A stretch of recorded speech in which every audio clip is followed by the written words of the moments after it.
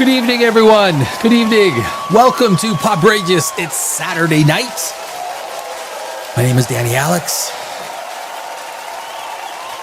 Oh, there's a smattering of events happening in Hollywood. You know, it's funny. It's funny because, you know, I spent 20 years in Los Angeles.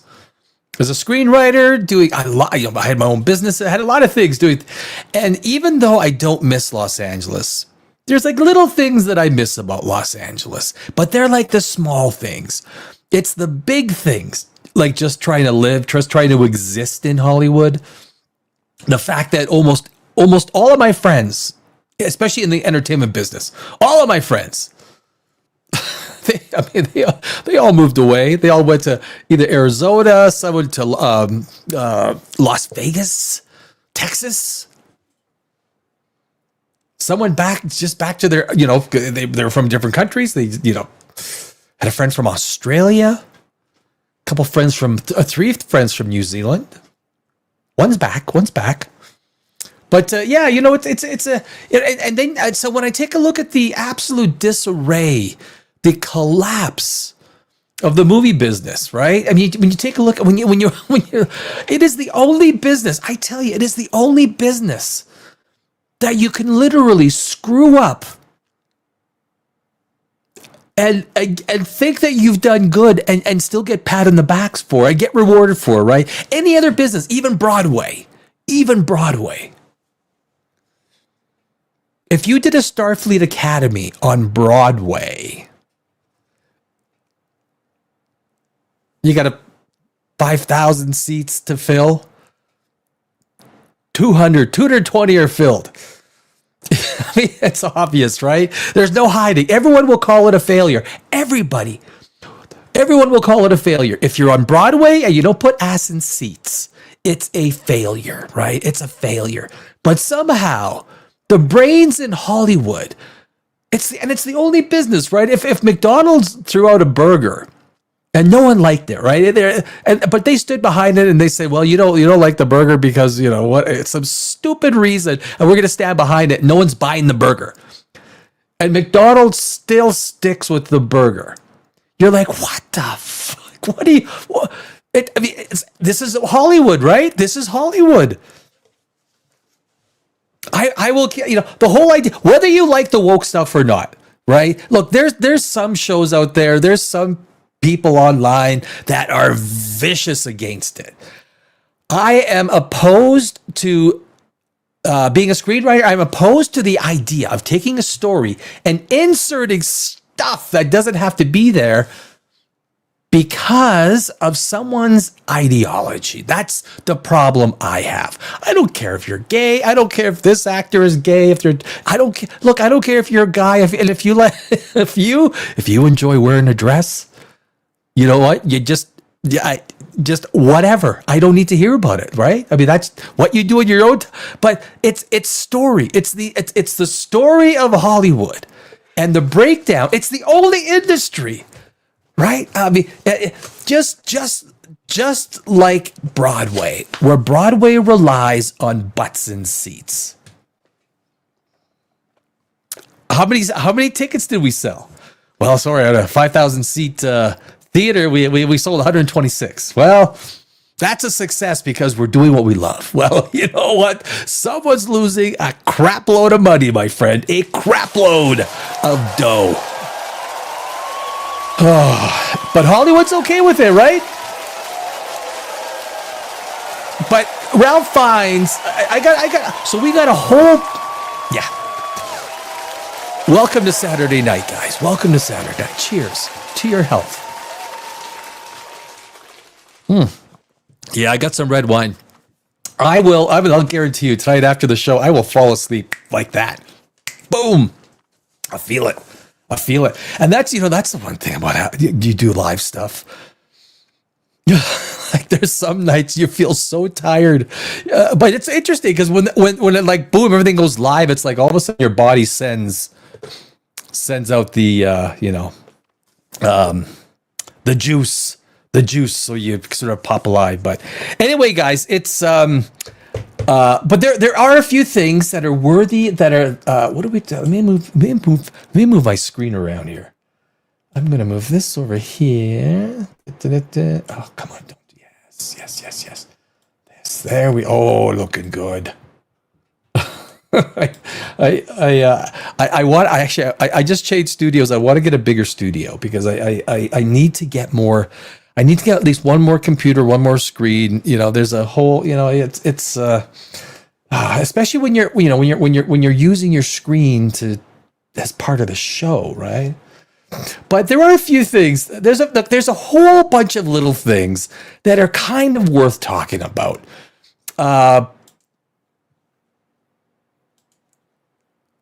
Well, you know what? I'm gonna start with a little bit of.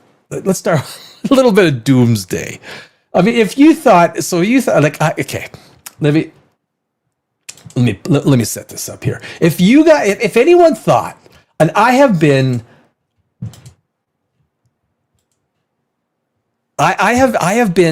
since the day they announced it, since the day. Old man Iron Man standing out there in leprechaun green. I was like, holy cow, are you? And look, I know a lot of people are. It's hard to find anyone that's excited about it. I was out with Chicken Wings the other night with some friends, and I brought Doomsday up. They go, "Is that this year? Is that coming out this year? Or what is that? Is that going ahead still? Are they doing?" Like, people don't even know. They don't even care. And I think, it could be the whole superhero genre. One thing I could throw out there too. I mean, I watched Maul, right? I watched the 2 episodes of Maul, Star Wars. I'm so I'm so not involved in the psychology of Star Wars anymore, right? And I think it's with so many people. I had a hard time paying attention. I kept drifting away to my computer, working on some other videos, and I drift back. I said, "Oh shit, I got to rewind it again, see what." And I didn't even care. And I thought, am I going to talk about Star Wars Maul? I mean, there's a lot of action in it. I guess it's one of the things. If you do animation, I mean, it doesn't cost as much to break things and make things explode and things like that, but. I mean, Star Wars Maul. I mean, that's David Filoni. I'm watching it, 2 30-minute episodes, and it's like the storytelling has eroded so much. I mean, Disney puts their paws on anything now, and it's going to turn into crap, right? If Disney gets their paws on it, it's probably going to be crap. Probably, it's a good chance. It's a good. I mean, Daredevil is eroding away. Daredevil is getting bad. It's getting bad. I mean, they're not superheroes. They're super cucks. That's what they are. They're super cucks. I didn't want to do much talking about Daredevil tonight because it's the next episode is next week. We've done some talking about it, and look, it's bad. Vincent D'Onofrio is a terrible Kingpin. There's no energy. There's no intensity. There's nothing there.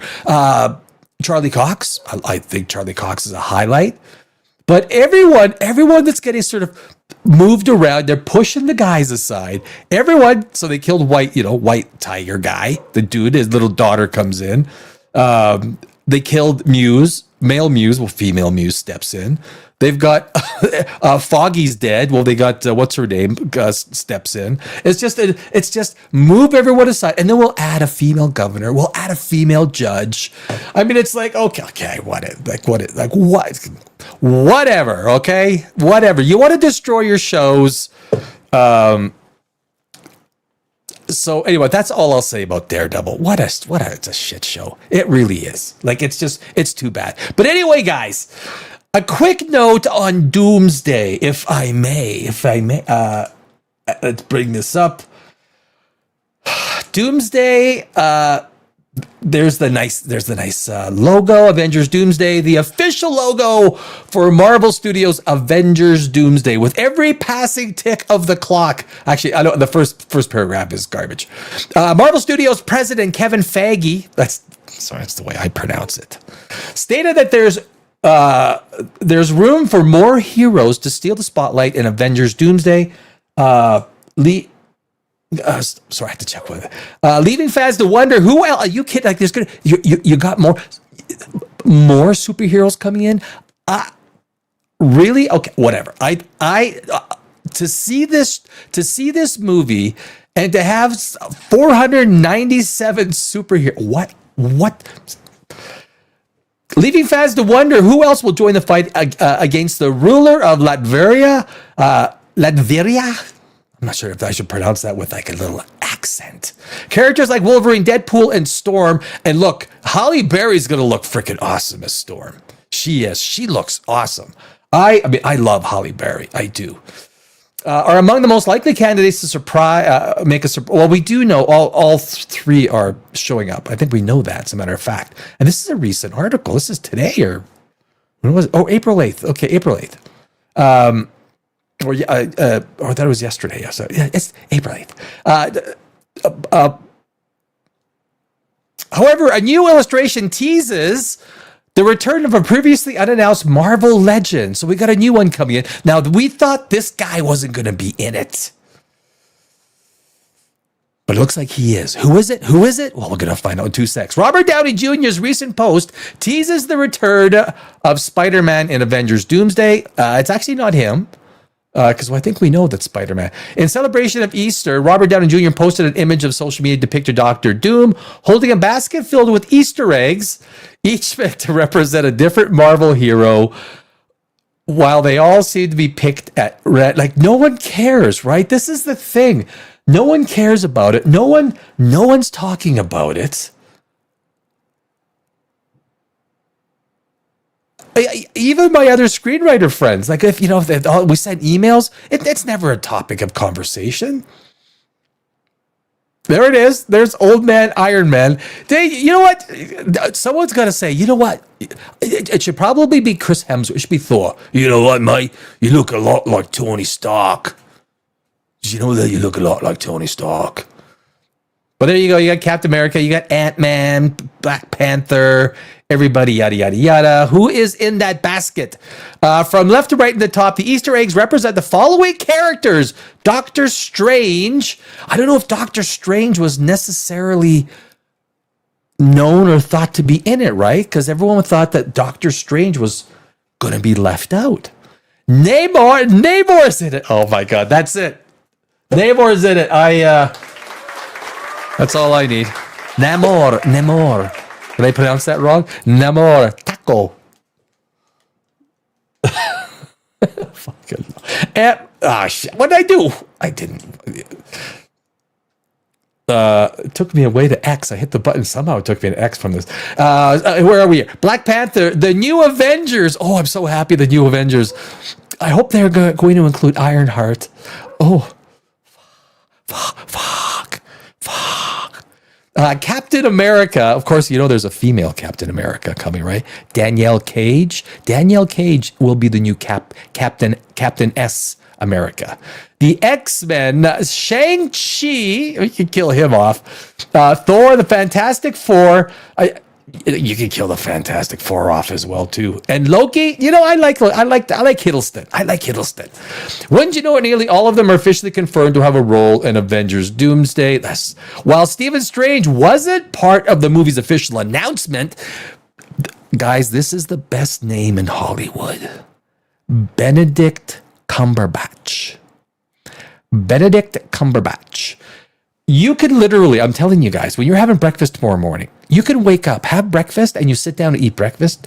Just recite the name, Benedict Cumberbatch. It works. It's something soothing. I don't know. Has teased that we'll see his character join Earth's mightiest heroes this very year. He's actually, you know what? I like Doctor Strange because I like Benedict Cumberbatch. He's a serious actor. He plays the role well. They don't, I don't like what they did with the Multiverse of Madness. But not really, I started watching it again. I stumbled into it. I fell asleep watching something. I woke up and it was at the beginning part of it. And I thought, you know what? I should watch this whole thing again. But I really don't feel like it.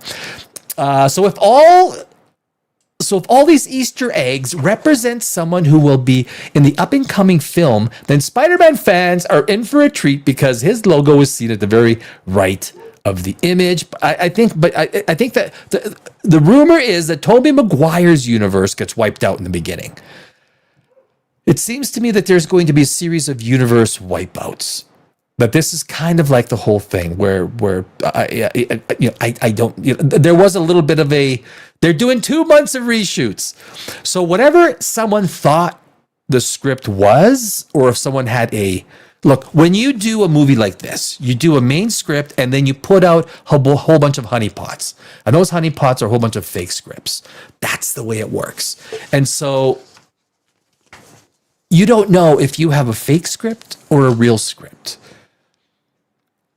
The scripts on set are there's security with those scripts on set. They are accounted for. And of course, when you have a script on set, you have a whole bunch of colored pages in it because you have all these additions and rewrites, and each page represents a different level of escalation in terms of timing. So a production script is very distinct if you get a production script because there's colored pages throughout.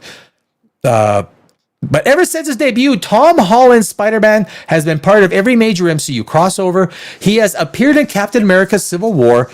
He's also one of my favorite characters and actors playing the role of the superhero.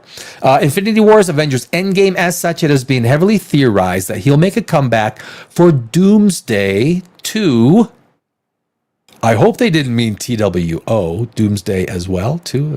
But will that ultimately be the case? Even if Robert Downey Jr.'s post seemingly confirms that we'll see more of Spider-Man soon, it isn't specified which version of the wall crawler is bound to steal the spotlight. We know Tobey Maguire is in the beginning. I don't think they're going to leave out Tom Holland, but there is the Sony thing, right?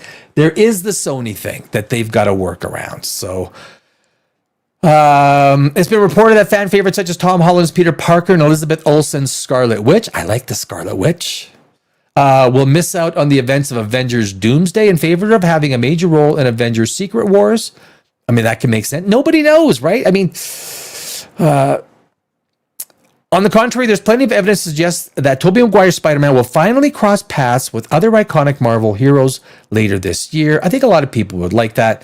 Leaked Avengers Doomsday set pictures, presumed to be real or not made by AI, showcase Tobey in his iconic Spider-Man costume. Furthermore, many different insiders have all claimed that the beloved Marvel veteran will be a major character in the upcoming MCU crossover, appearing from the film's very opening scene. Furthermore, Tom Hiddleston. I like Tom Hiddleston. Loki's been kind of, Loki's been beaten up by a few girls over his time. They've really... He stated that Tom Holland is his favorite Spider-Man of all time for reasons he cannot disclose. That statement alone was enough to convince fans that Tobey's version of the wall crawler will fight Loki in Avengers Doomsday. Look, man, you can't put down Spider-Man. You can't. You cannot put down Spider-Man.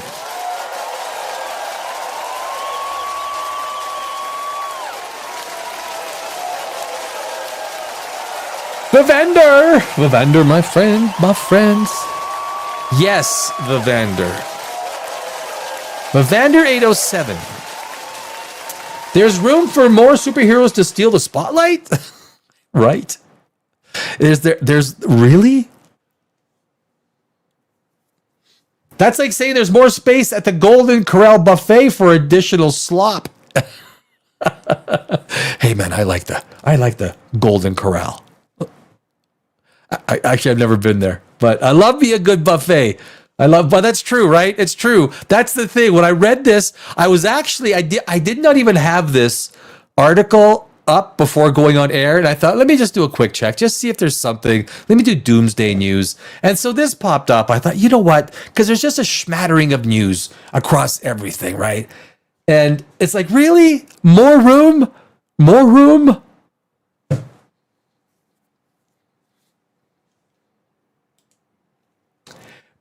Benedict Cumberbatch. Sounds to me like a strange British sex ritual.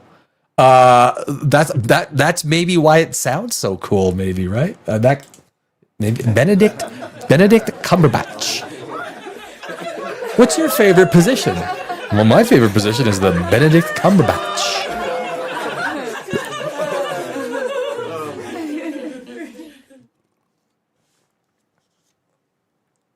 There we go, guys. That's the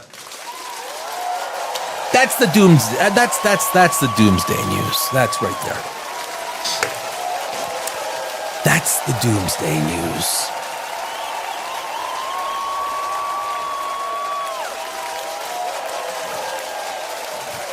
James Gunn. James got a gun. Jamie's got a gun. There's something else that, maybe I should punch this up real fast. There's something that's kind of interesting. Before we get to James Gunn, we've got a quick article on James Gunn that's worth jumping into. Let me get this. There we go. There's an auction. Guys, there's an auction. If you needed Star Trek Universe auction announced, Starfleet Academy and Strange New World sets dismantled. There's an auction. Since the new era of Star Trek TV was launched with Star Trek Discovery in 2017, the live-action production has been in Toronto, Canada. The main exception was for Star Trek Picard, which was shot in Southern California, primarily to accommodate, Patrick Stewart. But with Paramount deciding earlier this month not to produce a third season of Starfleet Academy, that's interesting. That's interesting, right? Did you read this? But with Paramount, because the deal, I got some things we're going to be looking at. So I worked at the stock market as a market maker for years. One big thing with the Paramount Warner acquisition, the acquisition price is $31. Warner is trading at $27.50. Now that is a 15% discount to the sale price. Also, options are priced, the option market is priced for a downward move. At least not a huge downward move, but so the thing is, the stock market has a lot of issues with the now. If it was the idea that it's not going to go through, it still wouldn't be trading at $27.50 based on an acquisition price of $31. You'd probably have something more in the range of your low to mid 20s. If it was trading at $23. With an acquisition price of $31, that would be really bad because now you're looking at a serious percentage away from the sale price. That basically it's pricing in the level of skepticism whether the deal is going to go through. A 15% discount off this purchase price is pretty big. It's pretty big. I was a market maker on NYSE and NASDAQ for years. If you've got a deal which is basically done. Like the day before all the approvals have been done, it's basically trading at $30.97 compared to a $31 purchase price. But it's at $27.54 or something like that. So it's not but anyway, but with Paramount deciding earlier this month, not to produce a third season of Starfleet Academy. I'd like to know if that was a typo.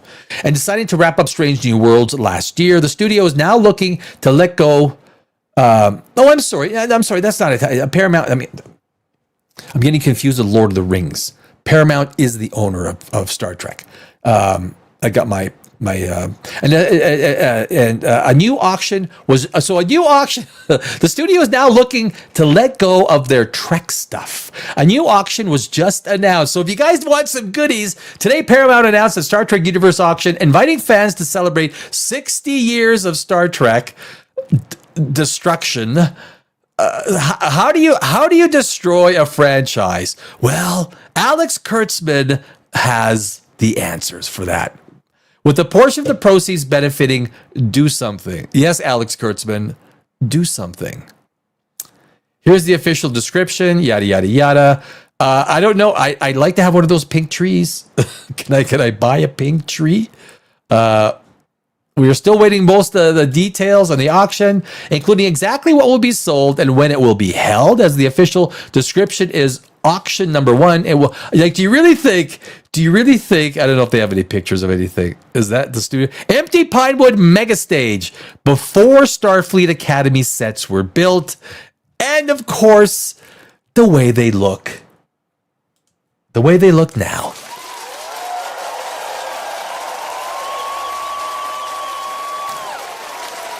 That is Starfleet Academy the way it is now. One big, I mean, these sound stages are big, guys. Like, what? It doesn't even, when you're in one of these soundstage places, like you walk inside, you don't even get a sense of how big these sound stages are until you walk inside. And when you walk inside, you're like, holy geez, you could fit like 4 747s in here. These sound stages are massive. But this is the Starfleet Academy soundstage. The auction, we don't have any details of the Star Trek auction. Strange New Worlds 2, it's wrapped up. I just thought it was funny. I thought, you know what? I got to put it out there just because Starfleet Academy was such a freaking disaster. Everything Alex Kurtzman was a disaster. And if they think that any of this auction stuff is going to go for any meaningful price, I mean, they're delusional. What do you want? What you want, Sam? There's nothing that I could think of at one of these auctions that I would say, oh, I gotta have that. You know, I gotta have that. Like in the old Star Trek, I could say like any phaser that William Shatner held, right? Any phaser, any tricorder that Spock held, I will buy. They give it to me. I will buy it. Right. What are those health things that Bones, you know, if he actually used that on set, I'll buy it. You know, it's worth something. But this is Starfleet Academy. And Strange New Worlds. As a matter of fact, they may have to pay people the moving fee. I'll take it if you pay the moving fee to have it moved to my place, because I really don't. I mean, I don't want to pay anything for it, and I sure as hell don't want to pay the shipping. Like, they'll probably be out of pocket. Starfleet Academy paraphernalia. I'll take one of those couches that Commander Ake rolled all over on, right? The one that she had her big little sweaty feet all moistened. Like, fuck it. Starfleet Academy auction, my friends. It is on. Yeah.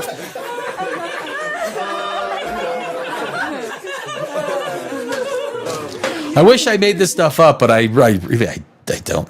But that's what's going on. Like, there's nothing huge going on. One thing that we are getting in. So right now we're gonna get into the. Look at James Gunn, right? He's got his little finger going to the camera. James Gunn. We got a quick look on some James Gunn. Maxima casting for Superman Man of Tomorrow.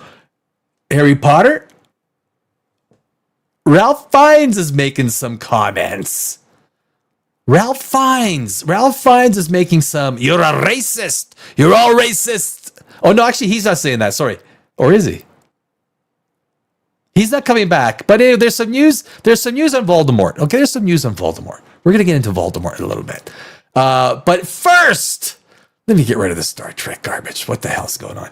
A little tidbit. So let me catch you up on Superman, Man of Tomorrow.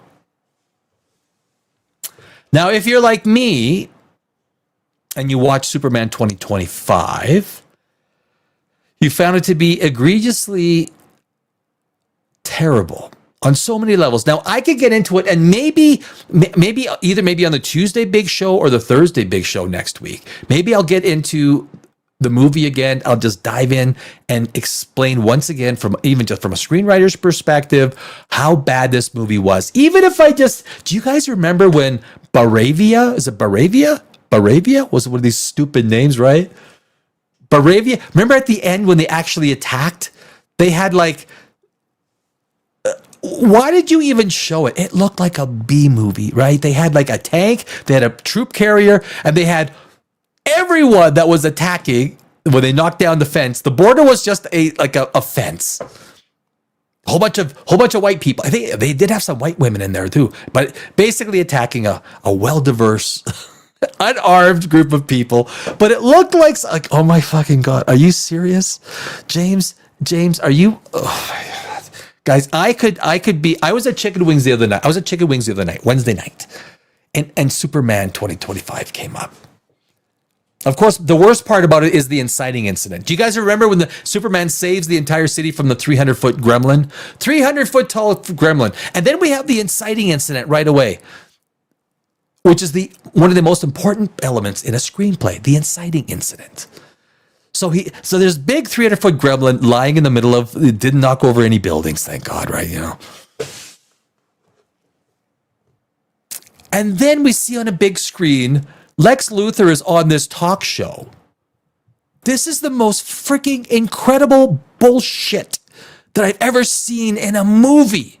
You want us to hate Superman after he just saved the city from a 300-foot tall gremlin, which on a scene a minute ago, he jumped out of the back of a van. The thing was 2 feet tall, and all of a sudden it's 300 feet tall. Okay, you know what? I'm not going to ask. James Gunn, I'm not going to fucking ask. Okay, I'm not going to ask how it turned 300 feet freaking tall in a day. I'm not going to ask. Can you give me a hint, though? Could you give me just a hint? How did that happen? But anyways, 300 feet tall. Superman puts this thing down with the worst Green Lantern in the world, the worst Hawk Girl, and other... What the fuck am I watching, right?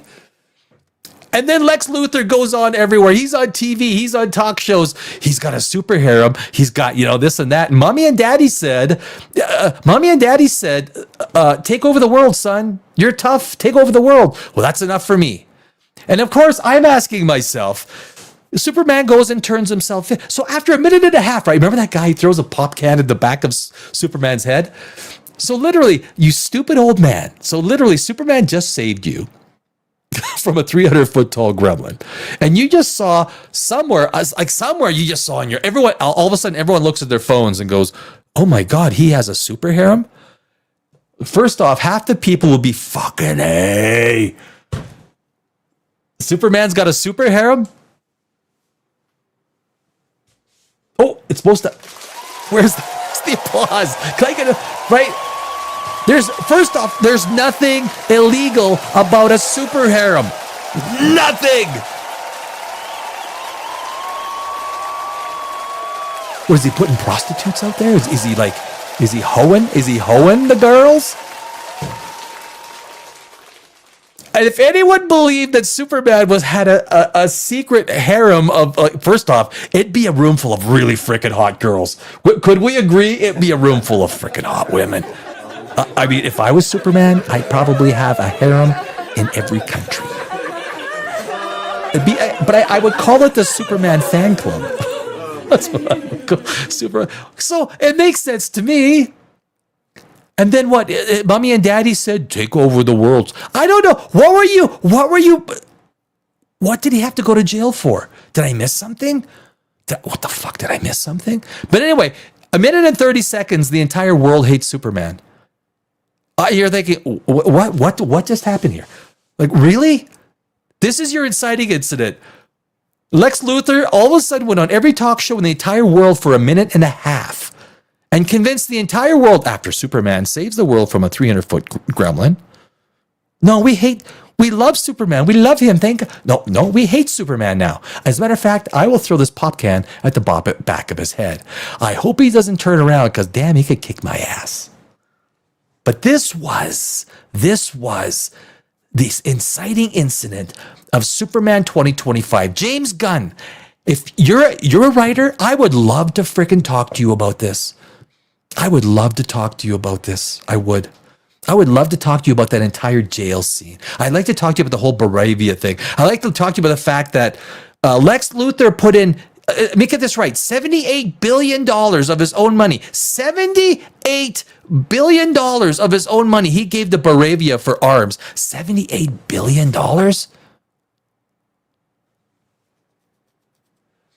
The other thing is, guys, how fast does Superman punch?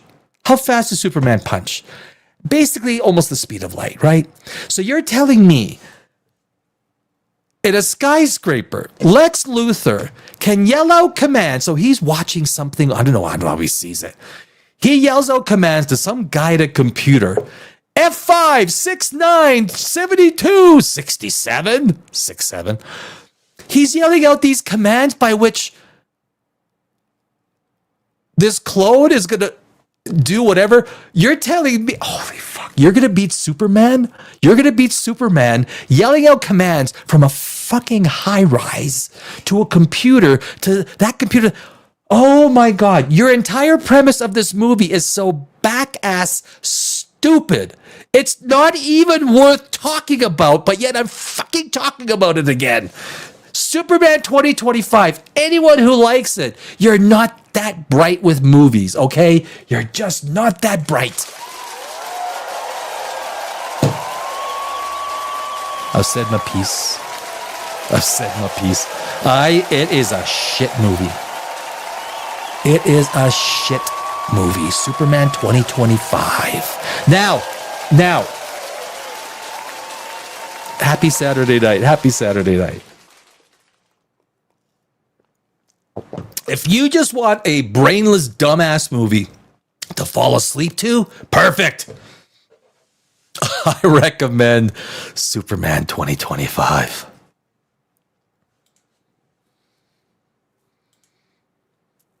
Oh, we got some friends in the house.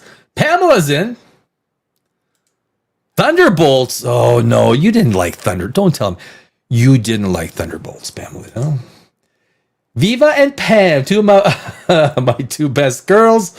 What are we talking about? I watched the knockoff superhero movie Thunderbolts. Okay, I mean that's, you know what? It's a solid 5.5, maybe a 6. You'd be disappointed if you spent money to see it in a theater. If you're watching it at home on the couch, good movie. Good movie. It's a 6. It's a 5.5. It's a 6, right? Right, from the comfort of your own couch, Pamela, it's okay, right? Oh yeah, Superman, yeah. Superman, James Gunn. Yeah, I get going. Howdy, partner. Good. Spent a few hours at the park with the kids. Well done. Finally getting them to settle down. Amara, my youngest girl, is the last to calm down. Little kids, I'm settling down on my apple crown. Apple crown, right, Pamela? It's the apple crown. There's obviously a delay. Superman should kick. There would be such a huge delay. 1, 2, 3, 5 seconds. In that time, Superman's like, like. It doesn't even make sense. Superman, like by the time you think, swing, and move, Superman has already did 10 moves and you're just yelling out the command. Like it's, oh my God. Superman 2025 is such a shit movie. It is a shit. Oh, and I'm being nice. Because we're broadcasting on Facebook, so I can't really pull out the choice words, you know. But there is, so on the Superman front, super duper man. It's not the way you create a universe. It's not. Superman is not the way you start and create the Batman.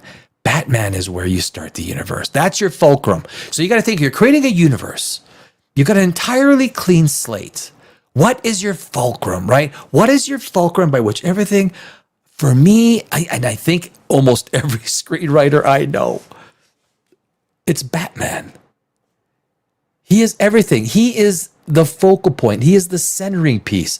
He is the mood. He is the world building. He is everything that you need for a character and developing a universe, a world.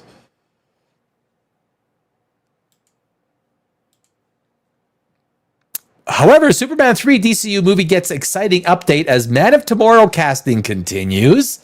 Now, this dude, what's his name? Corn Puff? I forget. I'm so bad with names. He's okay. I think the Superman costume sucks. I think it sucks. It literally looks like he's wearing his underwear on the outside. It looks like Superman's adventures in the DC universe won't end with James Gunn's Man of Tomorrow. Oh yeah, there's more new. As production of Man of Tomorrow is slated to begin this month in Atlanta, with Gunn directing from his own script.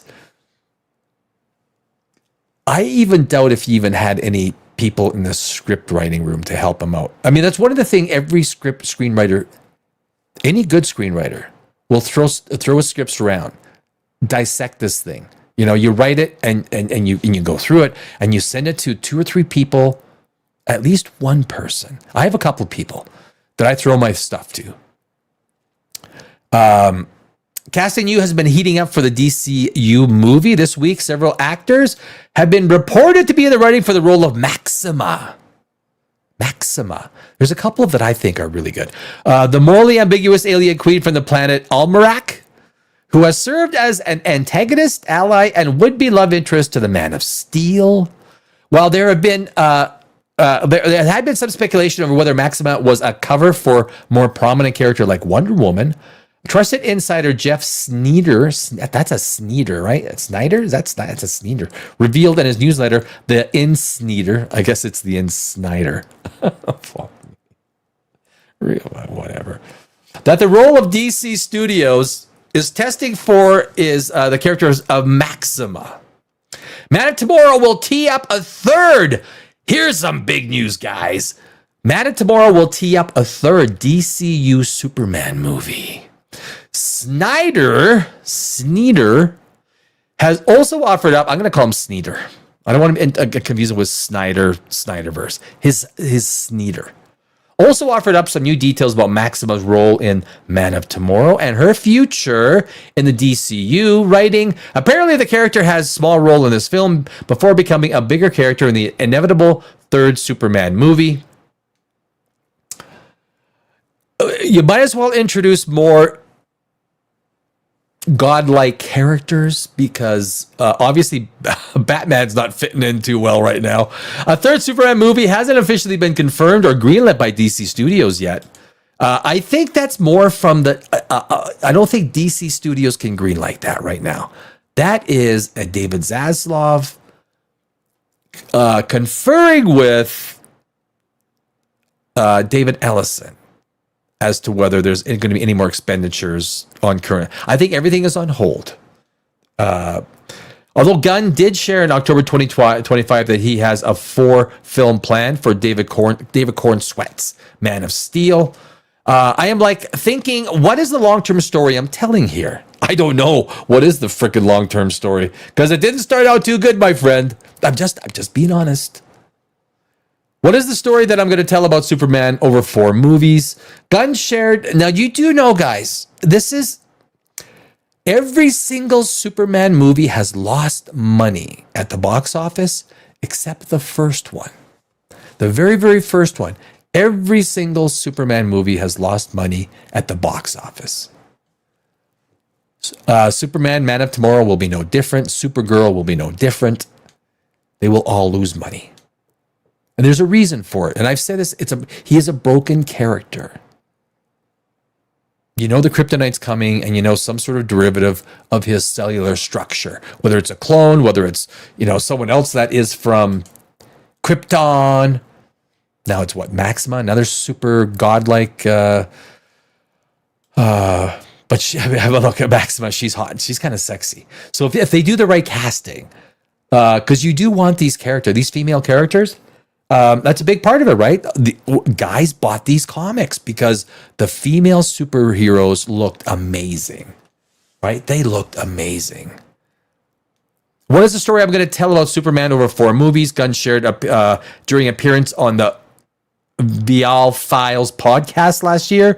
Superman, Man of Tomorrow, and the upcoming spinoff Supergirl which also stars Lobo. Lobo is in that, and Lobo is playing Jason Momoa, which will feature, of course, Corn Sweat in a small supporting role.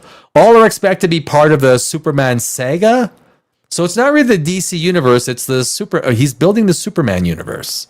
However, both Supergirl and Man of Tomorrow will likely need to be box office hits for Warner Brothers and DC Studios to agree to move forward with Superman 3. Superman 2025 lost money. I mean, that thing lost the studio at least 50 million.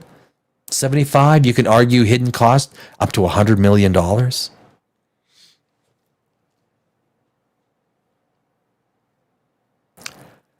At the time of writing, the role of Maxima is reportedly down to 4 actors. Adriana Arjona, which I think she's a good pick. Eva De Dominici, she's a good pick. Sydney Chandler, not so much. And Grace Van Patten, not so much. All 4 screen tested earlier this week in Atlanta with Gunn, which he denies. Man of Tomorrow is scheduled to hit theaters July 9th, 2027 as the 4th film in the DCU's Chapter 1, Gods and Monsters, which is a terrible chapter so far. But we can get right to, let's just keep this baby going. So Superman sequel testing, Adriana Arjona. So this is, now there's something, this was April 8th. Where's the actresses? Let me get rid of this. Where are the gals? Oh, I don't think they even show them on here. Yeah, this is basically that's you know what, I'm not even gonna get, let's get into. So this is a comic book movie because they can really nail it sometimes, these guys. Man of Tomorrow's speculation mounts that Adria Arjona will play the DCU's Wonder Woman, not Maxima.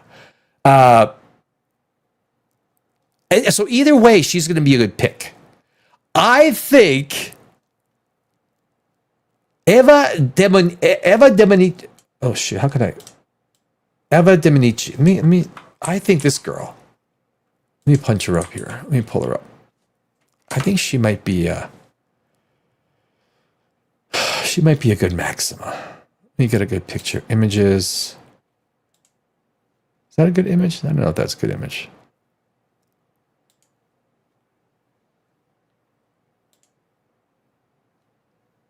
Well, boy, some of these look, the older ones, it looks like she just got, like, did she just get some cosmetic surgery done? This is, all right, let's open this in new tab. There she is.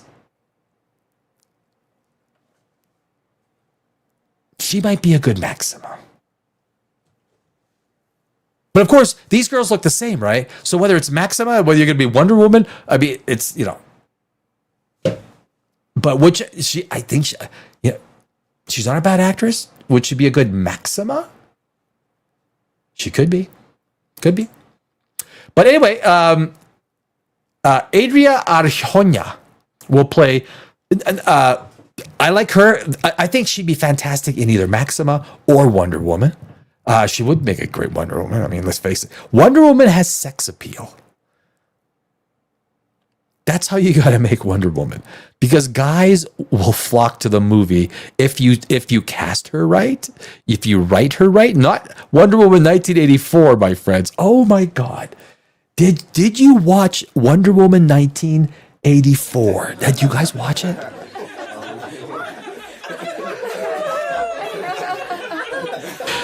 You can't even hate watch it again. You can't even hate watch it a second time. Because you hated watching it the first time so much. A new report goes into greater detail about DC Studios' hunt for Man of Tomorrow's Maxima, with one insider suggesting Andor star Adria Arjona is more likely choice for DC's Wonder Woman. A Wonder Woman that can act? Are you serious? I mean, what? Gal Gadot? You're telling Gal Gadot? Like, she wasn't a bad Wonder Woman.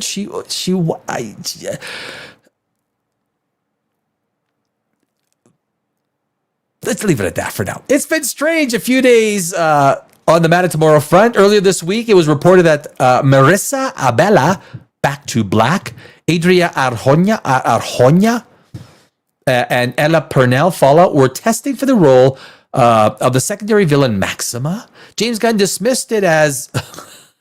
so that means it's got to be true. So you're telling me I got a chance.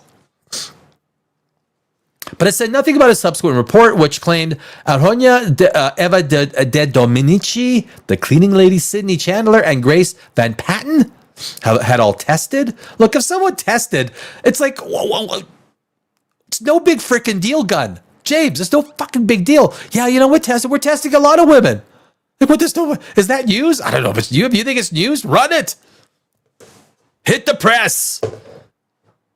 Fuck, if it was me, it's like, look, if you think that's freaking news, we're testing a lot of women. I got a page full of women's faces and body shots and everything. I don't know. Run with it. Go with it. Fuck, I don't know.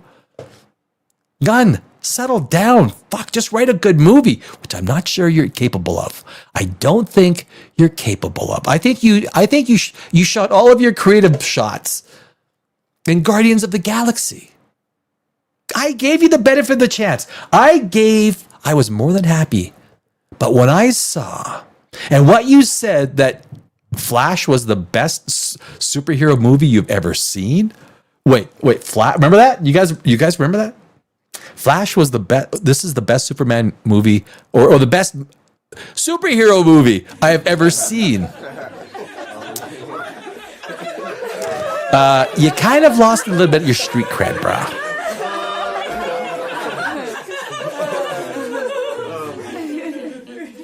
And then you've released Superman 2025, and now we've seen the Supergirl trailers. Oh, George. James Gunn dismissed it as bullshit, but it said nothing about subsequent. Wait. There's already been speculation about this being a cover for Wonder Woman, though Maxima does have links to the Superman sequel's villain, Brainiac, in the comics. Elaborating on his recent newsletter comments, Jeff Sneeder said, "I'm assured by people that the 4 women who were ultimately reported to have tested did test, and that they tested for the role of Maxima." Well, they just tested. You know what? They tested. Like when you go out there and you test, if you do a casting, you're doing testing, you'll have a whole bunch of people that come in and you'll go, you know what? He or she may not be good. I think that they might be good for this role, right? You're getting the range from these actors. You might be doing a call for this character, but you're basically evaluating them all based on everything. I think so much. He reiterated that the role is a cameo, but the cameo, this is you're building a universe. So the idea is when you build a cameo,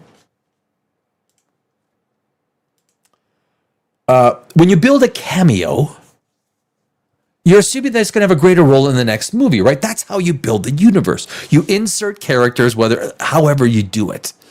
That's how you start adding layers.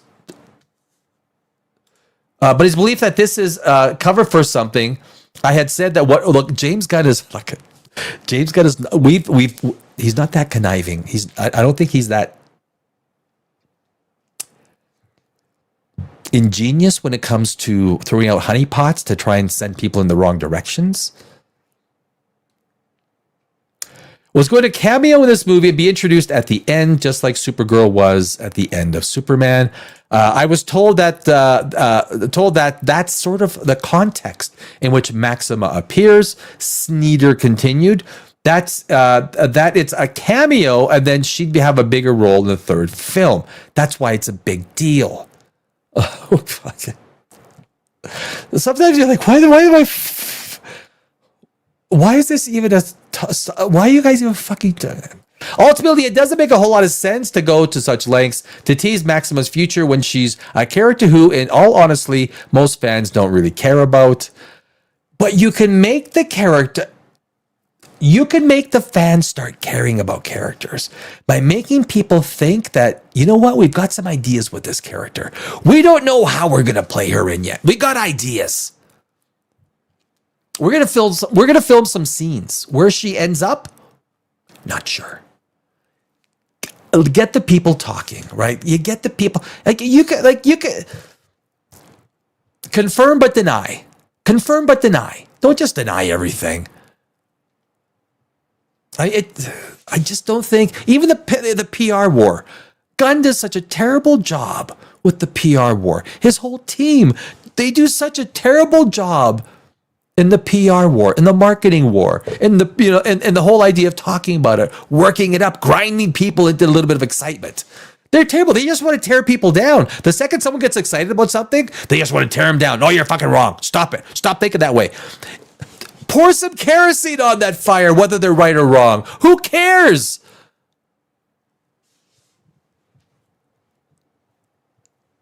It's called gaslighting, but when you're gaslighting for a movie, right? You're allowing certain story threads to let fan ideas run wild. That's the fun of movies. Don't shoot their ideas down, right? I mean, the second list, and this is what my sources were saying, it doesn't make sense that Adria would be testing against those girls because she's just a much bigger star. I had a source be like, oh, she would fire her agents for even letting it be known to the town that she would test against these TV actresses. That's bullshit. That is bullshit. Oh, I won't test if these people are testing. Please. That is such a stupid thing to say. Do you think an actress or an actor says, "I'll go test for the part," but who else? Like if you know, if I don't see other A actor, I tell you, man, some of these writers, I'm not going to get into it. There are a lot of very compelling points here, and with Warner Brothers Discovery reportedly pushing for a Wonder Woman movie, it makes sense for Diana Price is right. Prince to show up in Man of Tomorrow. Look, I think Superman 2025 was a joke of no one. I'm the only one that I hear openly say that Hawk Girl was so bad. She was so bad. Green Lantern was so bad. I mean, that was joke level superhero crap. Joke level. In Man of Tomorrow, Superman will be forced to team up with Lex Luthor to battle Brainiac, a threat not just to Metropolis, but the entire world. Written and directed by James Gunn. Dun, dun, dun, dun. I don't think anyone really, like, the Gunverse is up to a really, really bad start. And if that's the start...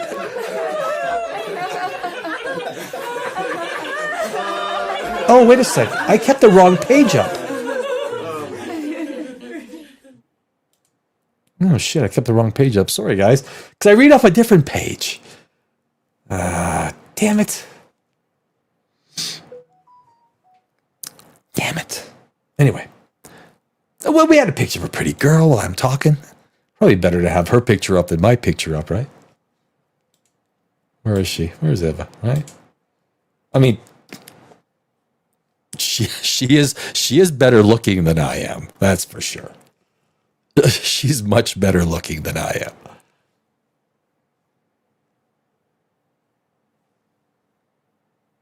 Yeah, she's better looking.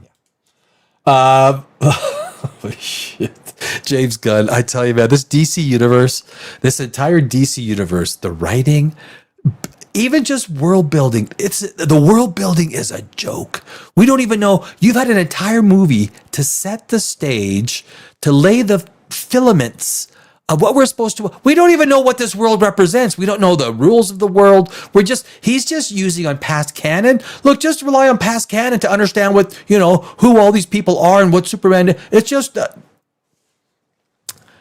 It is James Gunn is an utter disaster, and I am being nice. I am. I know. I know that I will never work. Look, I'm that part of my life. I don't really work for somebody, so I'm not going to work for you. So fuck you. You want something from me, you know. I've been around. I'm 58 years old, right? I've been around. I've done shit. Don't need to,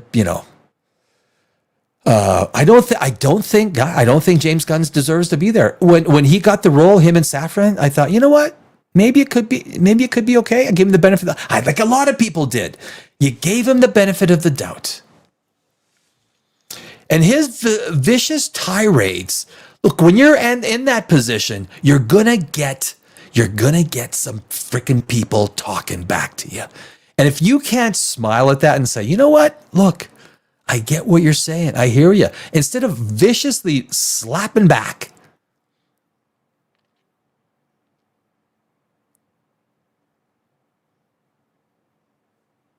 You don't have too much trust in your own screenwriting ability. Because if I was doing it, and I got some, pushback on maybe some creative choices that I was making before the release of the movie, being a screenwriter, being in the movie, business and, the creative side, I'd be like, I got you. I hear you, man. I understand your concerns. It's the same concerns that I go through in trying to make the movie and thinking of ways, but I'm writing this movie in a way and filming it, directing it, creating it in a way that hopefully you're going to love. And instead of just being so vicious about it, right? That's my problem. That's my problem.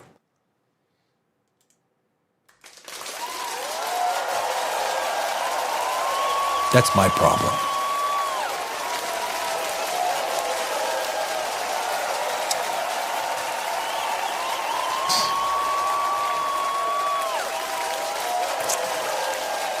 Where are we here? Is the third inevitable? Supergirl might tank it all. That's right, Sport God. It might. Supergirl is, like I say, Lobo. Lobo was playing Jason Momoa. They wrote in Jason Momoa, and Lobo was playing Jason Momoa. He's literally Jason Momoa is playing the same. He had 2-3 lines in the last trailer. Okay, yeah, that's just Jason. That's Jason Momoa at a backyard barbecue. That's what we heard there. That's what that is. And I do not dislike. I actually I like Jason Momoa. Actually, I have no reason not to like him. He's a nice guy, fun guy. He's very positive. And I usually think that he's like he might still probably be the highlight in the movie. Vivander. The very fact that this film is written with the intent of setting up a sequel is a huge part of the general problem. Right. You're writing a movie to set up a sequel. Write the fucking movie, right? You write a standalone movie. It was the problem with Mission Impossible. And the big problem with Mission Impossible was exposition. Like if I was a screenwriter on set as an advisor or something, I'd be like, Tom, come here. There's no action. You're spending like an hour in the movie just telling people about it. Both movies. And basically, right, the Mission Impossible, the second one was basically actually a lot of people I think learned a lot from that. And I don't think that's going to happen. People are going to tread very carefully about being part one, part two. Each movie should be a standalone. I think that's what you're saying, right, Vivander? This movie should stand alone on its own merits and not be set up or be thrown out there as, setting up a sequel, this movie sets up the next two movies. Well, kind of what? Okay, maybe what? This one looks more like an Ice Queen. The other actresses look more like a Wonder Woman. Wonder Woman has morals and heart. I also like Wonder Woman with a little bit of. I like Wonder Woman with a little bit of tits and ass too.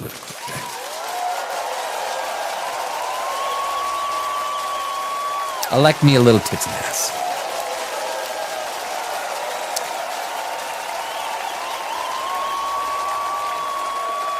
I'm a guy. I like women. What you gonna? I'm a guy. I like women. Look, the hotter the girl, the harder you can punch me. I always say.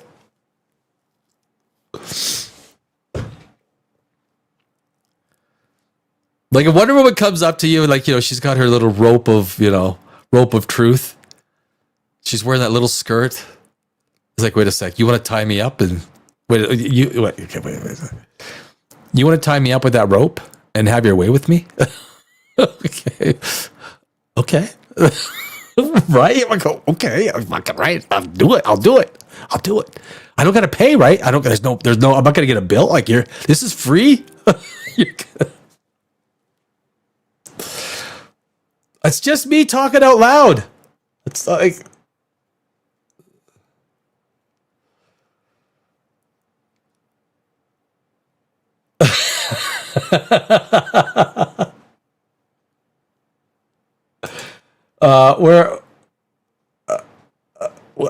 Holy shit! I lost. If they see the movie actually testing Ace, they say. Oh, did I miss a whole? I did miss a whole bunch. The only honeypot Gunn knows how to throw out there is his wife. That's true. That's true. That's right. That's true.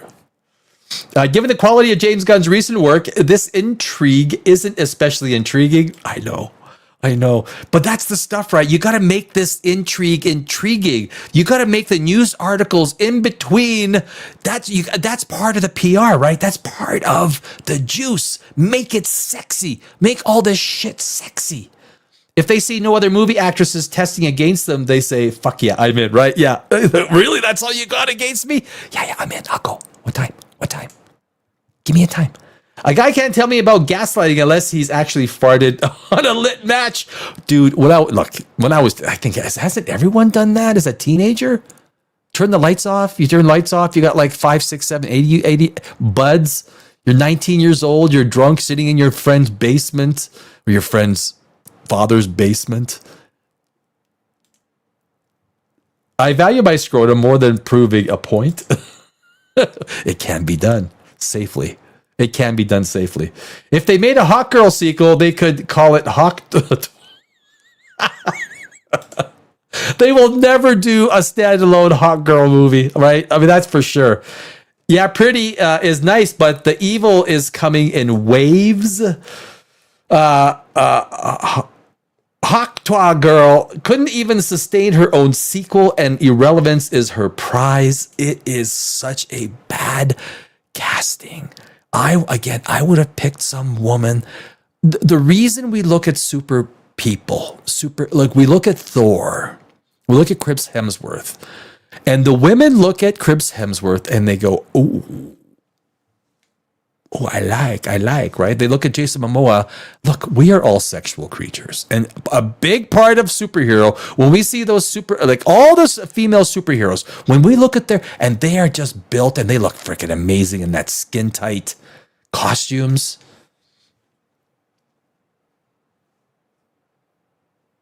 Danny's been around the block. His phone number is written on bathroom stalls in 2 countries. 3, my friend. 3 countries.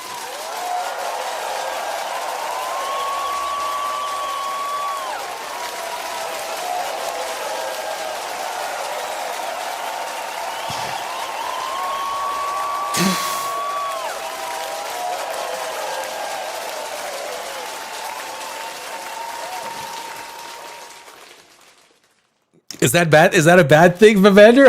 I don't know. Is that bad? Is that bad?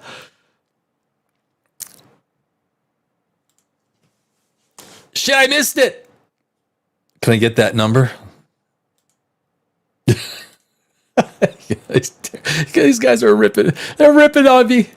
I wore it on the stall door of a Buc-ee's, but the damn attendant had it cleaned off within a day. Yeah, they don't want that shit on the walls. I like not staring into the abyss of evil when I look them in the eye. That makes it more exciting, though, my friend. It's much more exciting. That's why I missed it. Dang it. Those Buc-ee's employees are damn good. Oh, they are damn good, motherfucker.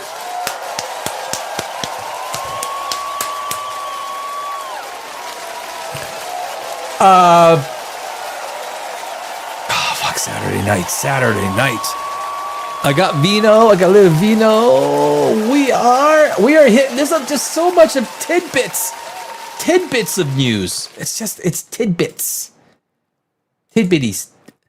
It's all right to be little bitty, little hometown or New York City. Who sang that song? It's a country song. Eva De Dominici. Eva De Dominici. I'm going to close the picture. I'm going to close. Superman with the super harem. I hope I get invited to Superman Island. Oh man, there'd be some. Superman sequel test. Yeah. We don't do it. Oh, was there something? Listen to the article now. What was this? No, I'm not going to play that. That's boring. That's freaking boring. And I think we went over this, right? Yeah, we did. I mean, you know, Adria Arjona, she looks good. I'd let her beat me up. I would. Gently. Gently. Beat me up gently. All right. Okay. All right. Before I get... We got to... One sec.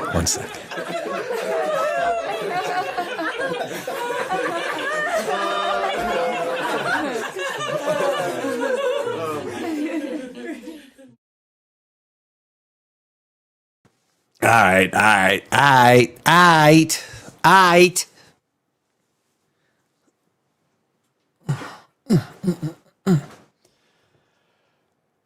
Oh, where are we here? Hi. Voldemort. Ralph Fiennes. Can we get? Okay. So we're done. We're done with Gunn. We're done with Adria. We're never done with Adria. She looks good.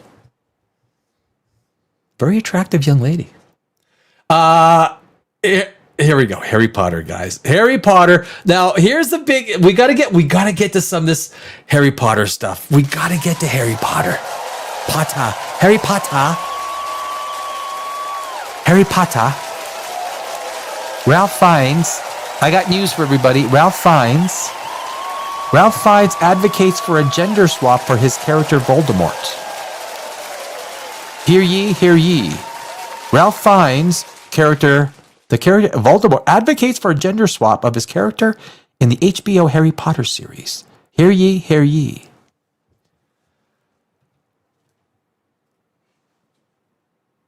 That's where we are. Oh my God. Oh, Ralph, I like Ralph Fiennes, but this is when you're this is what actors do, right? They're not going to get into the street level fight dealing with gender swap, race swaps. That's a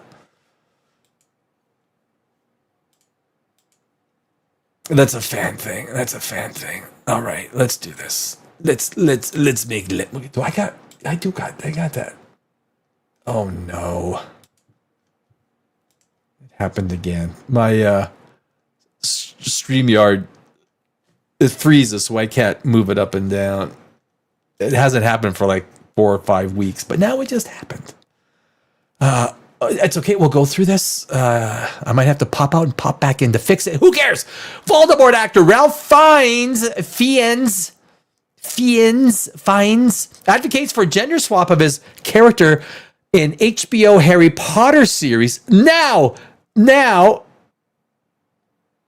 what is this? Explore or super? Oh, there is Here's the thing though, guys. If you're going to gender swap a character, now look, that's a pretty radical thing, because basically women are not predisposed to come across If a character is written with male evil, with male antagonism, with that male propensity to do bad, a female character is absolutely different. A female evil is different than male evil. They're not the same. And you write your characters that way. So you just literally cannot put one character into another character without making changes. There are some very rare exceptions. And I think Ralph Fiennes makes one recommendation that might work. However, for Harry Potter traditionalists, for the purists, they hear this and they go, you motherfucker, right? You motherfucker. Are you serious? Now, Ralph Fiennes is not in charge of casting, but the ongoing controversy surrounding the HBO Harry Potter series just found another potential flashpoint, and it's coming from the man who defined the role of the franchise's most iconic villain. Original Voldemort actor Ralph Fiennes has suggested he's ready to move on from the character, even going so far as to endorse a possible gender-swapped version of the Dark Lord at a time when the show is already facing, it's just not backlash. Guys, the trailers are massively ratioed, and we're gonna get into this in about 5 minutes. The trailers are massively ratioed. Massively. At the time when the show is already facing backlash over casting decisions like Black Snape, the idea is only adding fuel to an already volatile situation. Ralph Fiennes backs Tilda Swinton as Voldemort. Speaking during an appearance on the Claudia Winkleman show, the Claudia Winkleman show, I have no idea. Fiennes revealed that while he would have once been open to returning, he now believes that opportunity has passed. Ralph Fiennes is a serious actor, right? He's like one of these guys that he's not going to overplay a character. Like he's like he's such a like. It doesn't. But anyway, according to Fiennes, he had previously been asked years ago if he would reprise the role and responded that he would love to, but hasn't heard anything since. His conclusion: that ship has sailed. So this is the gal, what's her name? Tilda Swinton. Oddly enough, she is an extremely good actress.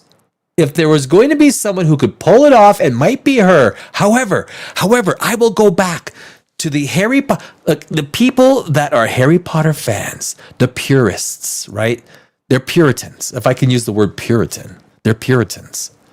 You know what happens? We remember the 16th, 17th centuries with I guess 17th, 18th centuries with the Puritans. Remember the wackos up there in Massachusetts, the Puritans.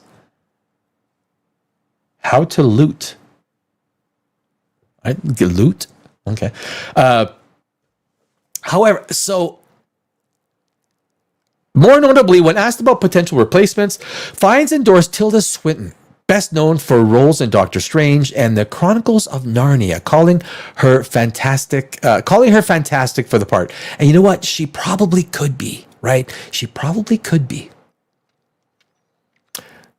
But it would just add layers of backlash because so many purist traditionalists have a very keen idea of what Voldemort is, his interactions with other characters. When you turn them female, those interactions turn different. It's the same thing with a Black Snape.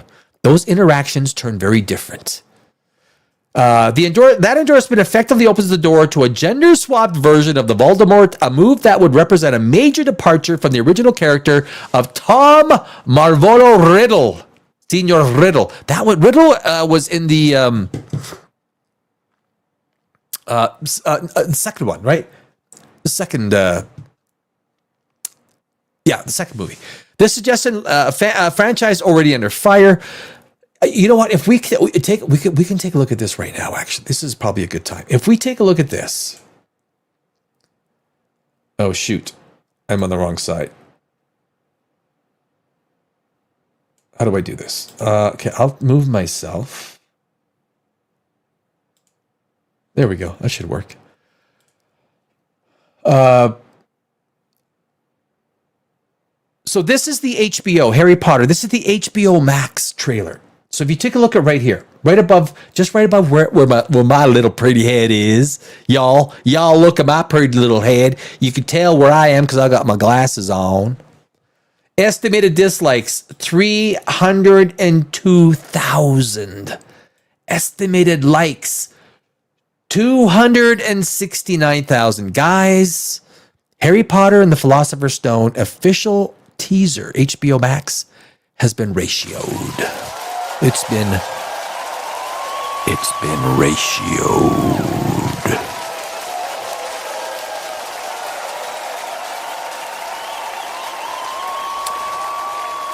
I'm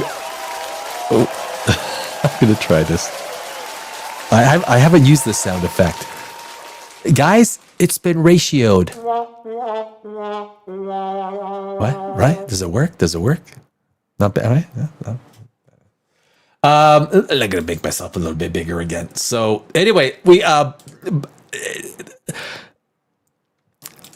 this suggestion lands. Oh, let me put that so I don't screw this up again. I can do this.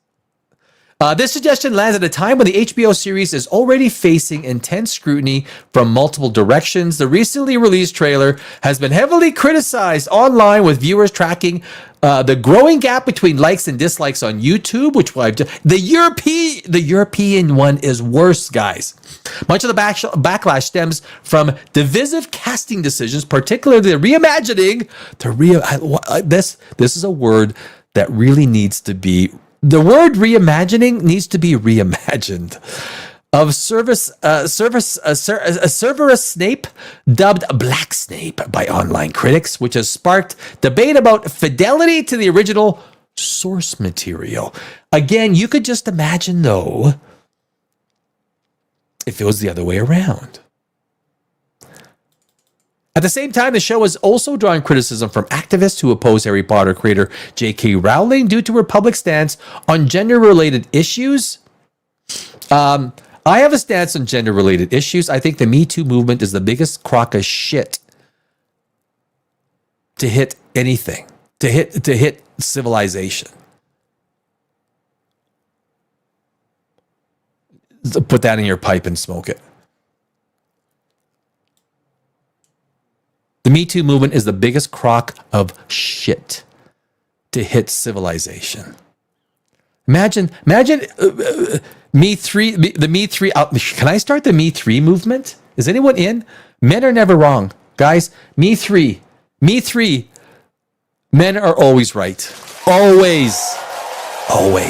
In court, in civil disturbances, men are never wrong.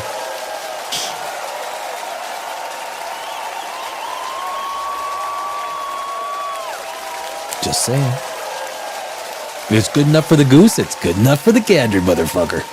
Would a gender swap Voldemort even work? From a storytelling perspective, the idea raises immediate questions. Voldemort's identity is deeply tied to the name Tom. That's right. Yeah. You're gonna have to put Tom. What's the feminine of Tom? A key narrative element that connects directly to the character's mythology. Yeah, like entire historical narrative of who this character is would have to be changed. And then obviously the old movies, the second movie of Harry Potter wouldn't even make sense anymore. Altering that identity would require significant changes to established lore. Actors don't care. Ralph Fiennes doesn't care. He's looking to score some political points. He looks good in front of all of his, at all the dinner parties, right? All the socials. He goes there. It's like, oh my God, you were so strong to say that Voldemort should have been a female. Ralph, you are strong. Like, right? He's gonna stand there and gonna go, Adria, I'd hold now. Is going to go like, oh, you were so good. Thank you. Tell me more. Tell me more about how good I am. I believe in your...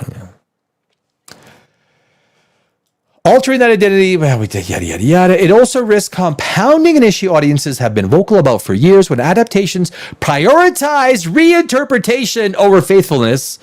There's a fine line there, right? There's a very fine line. As a screenwriter, I would be so hyper cognizant of if I was writing anything, any novel adaptation of a previous story, comic book, or whatever it is, I would be so hyper sensitive to to all of this stuff. Timing couldn't be worse. Even if the suggestion was meant as a casual endorsement by the original Voldemort actor, the timing couldn't be more problematic for HBO. The series is still in the early stages, but Voldemort does appear briefly in the first book, which is being briefly. Well, I don't know about the book. I watched the first movie, which is being adapted into the first season. Is this important? His role comes in a very limited way attached to Professor Quirrell rather than operating as a fully returned right at the very, very end.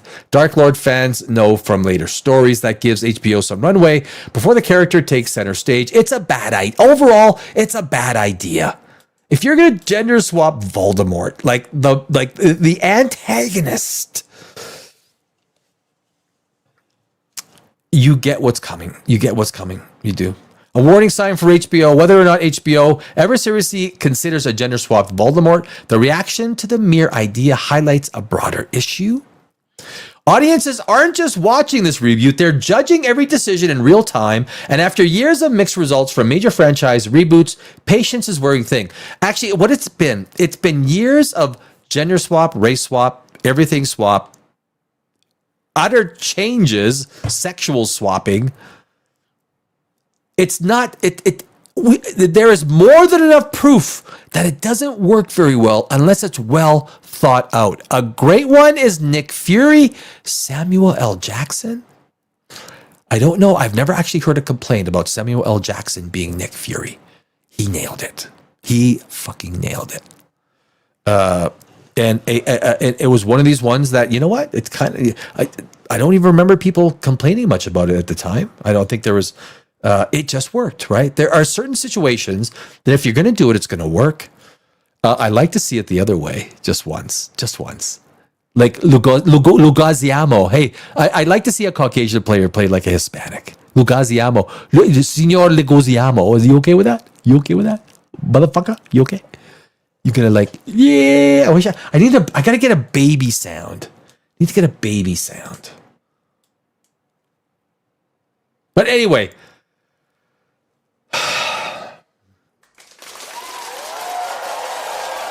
That is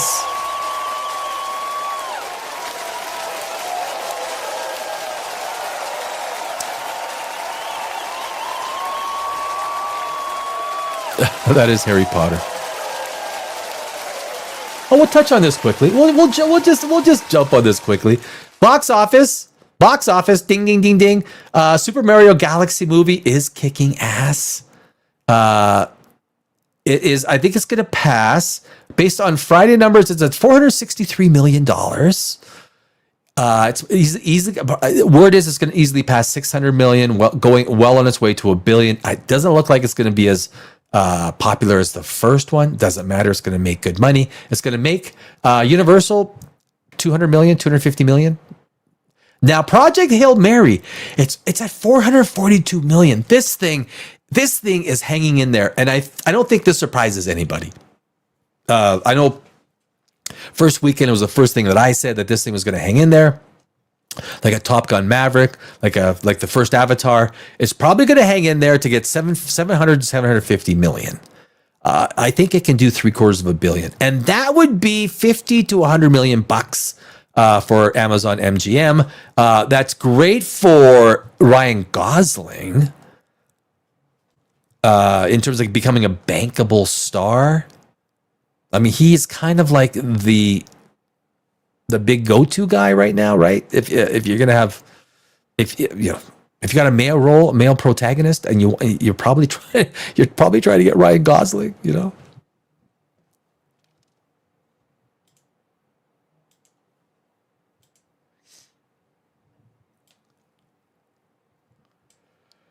Where? Holy shit! Where are we here? Well, that was with the Bucky. That's with the Bucky's employees, right? You, sir, are a masochist. You are a masochist. They made a movie about John Coltrane because sax sells. Yeah, okay. Yeah, you want.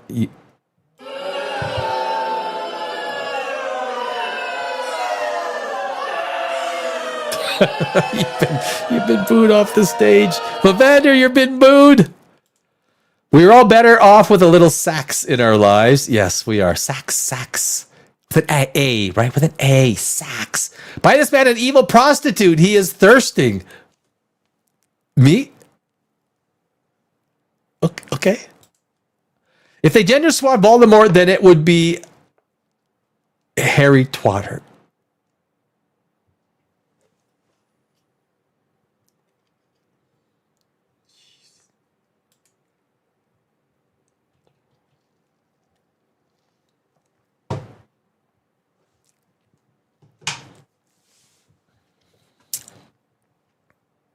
Vivi be having me dead here. Our boy only loves female evil. I love female evil. Well, it's certain kinds of female evil. I refuse to help ratio the trailer. I hate long division. Yes, well, it's a... there's a movie about emo vampires on my bucket list starring Tilda Swinton and Tom Hiddleston. Really? What's it called? Tom...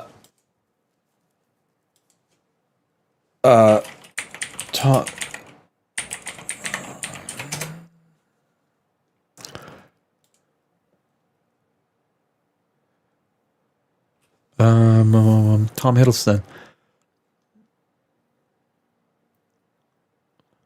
What's it? Really? Is there? What's it called? That sounds kind of interesting. He is Tom Riddle. It's simple. Just don't change it all. Harry Potter show is amazing because they found a way to piss off both sides of the camp. I'm not that invested, but it's funny how bad they fumbled it. Me too. Sport coat. Me too. Exactly. I'm not that invested, but I totally get when you talk about and Harry Potter has got some serious purists, right? Harry Potter's got some serious hardcore fans. And they know these characters left, right. They have fan theories. They talk about it. They go into the forums. And all of a sudden it's like,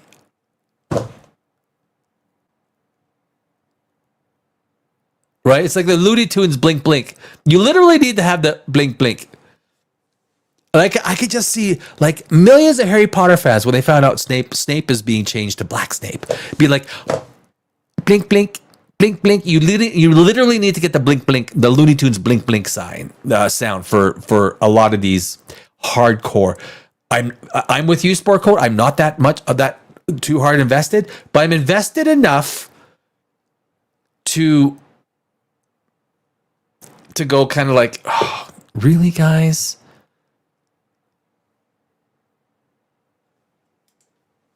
I like both Tilda and Tom as actors. Yes, I like Tom Hiddleston. Yeah, I like Tom Hiddleston. I think he's some of these actors, they get this easy to appreciate, easy to like personalities. Tom Holland, right? The perfect Spider-Man. He is easy to identify with. Keanu Reeves is one of those actors too. He's not a great actor. He's not a great actor.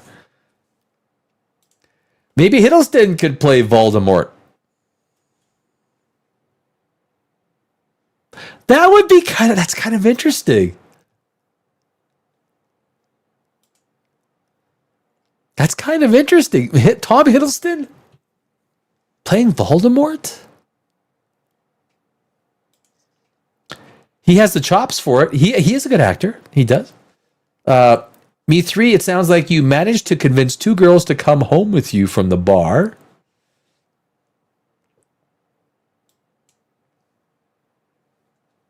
They would end up talking all the money out of his pocket and going home together with him. I still need to see Life of Chuck. I have not seen Life of Chuck either. I guess Hiddleston is really good in that. You know what? Note to self. You know what?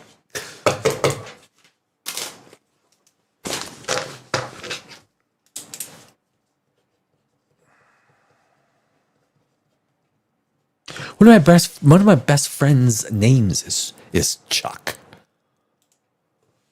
If dude gets his dong cut off in a car accident, would you consider that a gender bender? That would be a gender bender.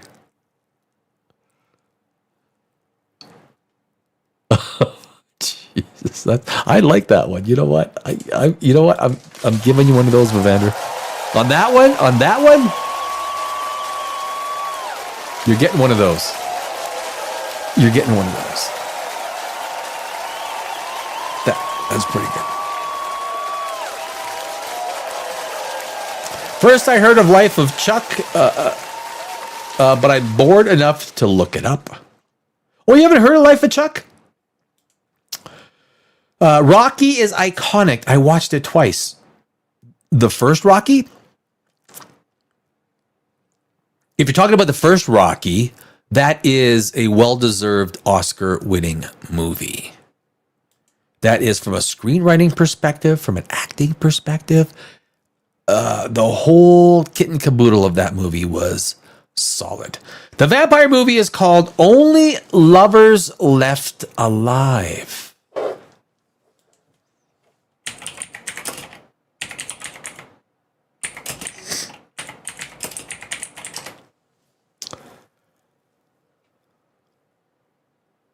Oh, there it is.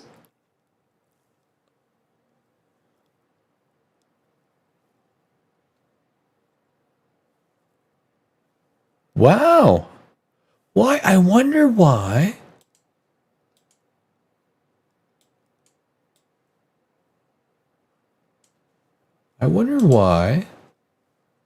Where did this go? What happened?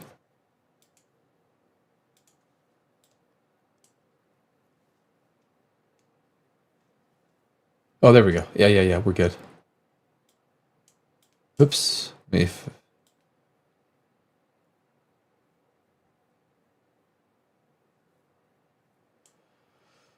7.2 and 115,000. 150,000 isn't bad for like the quote unquote modern age, like the number of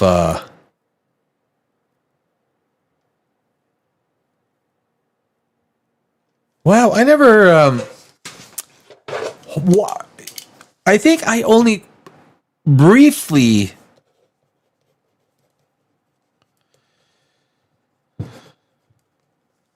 Hiddleston doesn't look too bad as a vampire, does he? Doesn't look too bad. Only gave him the adagio. I had a dream about your sister. Shouldn't she be sleeping in a coffin somewhere anyway? Preferably with a wooden stake shoved in. I'm really, really hungry. Do you maybe have something? Could you smell it all the way from LA? It's always a bit weird with family. You're looking awfully pale there, Dr. Caligari. Is that the really good stuff? You know, it looks pretty good. You've been pretty lucky. It looks pretty good. I mean, she is a great actress, right? She's a really good freaking good actress. I mean, she is good at everything she does, but it looks pretty good. If I may say so. Lord, I wish that I'd met him before I wrote Hamlet. Whoa, man. I do remember seeing it. I remember seeing her. That.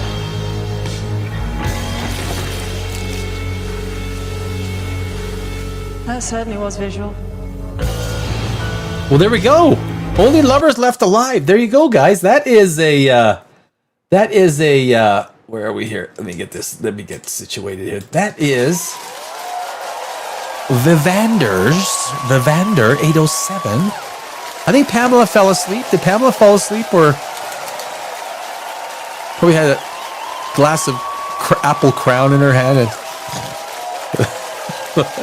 our little Pamela. I love me some Pamela. If you guys aren't doing anything over the weekend, and you need a movie to watch, Only Lovers Left Alive. Looks pretty good. Looks pretty good, Evander. Yep. Rocky from Project Hail Mary. My apologies. Right. And I have not seen Project Hail Mary yet. I have not gone out. I've been so busy with all of my channels, I'm like, okay, you know what? It's gotten to the point where me seeing it now there's no benefit to me, like, watching it for the purposes of talking about it online. It's like, what? It's like probably 3-4 weeks away, 5 weeks. It's like the boom has, although I might go in an afternoon. If I could find some time in an afternoon or maybe a morning, that's what I loved in LA. There was always a 9 a.m. movie. Almost for every major movie, there's a 9 a.m. movie. I could go out there, boom, I could watch. I loved it. I freaking loved it. Warner Brothers, guys, I do want to talk about Warner Brothers because obviously, I don't know if it's obviously, I have had a lot of experience. I was, worked many years in the stock market as a market maker, economic analyst, the stock market, and dealing with acquisitions, balance sheets, all that kind of stuff, right?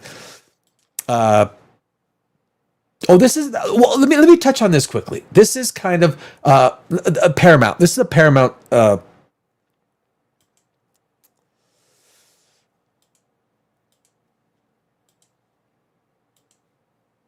So Paramount's Skydance secures $24 billion from Saudi Arabia, Qatar, and Abu Dhabi funds for the Warner Brothers deal. That is David Ellison. The biggest freaking silver spoon you can find, right? Daddy is a 300 billionaire. He's got the biggest freaking silver spoon you could ever find in someone's mouth, right? It's the biggest you can, like, his silver spoon was so freaking big. They had a hard time pulling it out of his mouth. I'd really like to wonder, would you be as successful as you are without Daddy being who he is? Probably not. Probably not. Probably not, David. Just newsflash. But that's just me. Paramount's Skydance, led by David Ellison, has received commitments. There was something. Yeah, this came from April 6th. Why did I particularly want this? 24 billion. So basically, based on if it goes through, Paramount's deal to acquire Warner Brothers, which has an $11 billion enterprise value, is pending regulatory approvals. The companies have said they expect the deal to close by the third quarter of 2026. Don't count on it. The stock is trading at a 15% discount. I'll show you. I'll show you. Like the bigger the discount to the acquisition. Look, if everyone knew this thing was closing, they wouldn't have a 15% discount.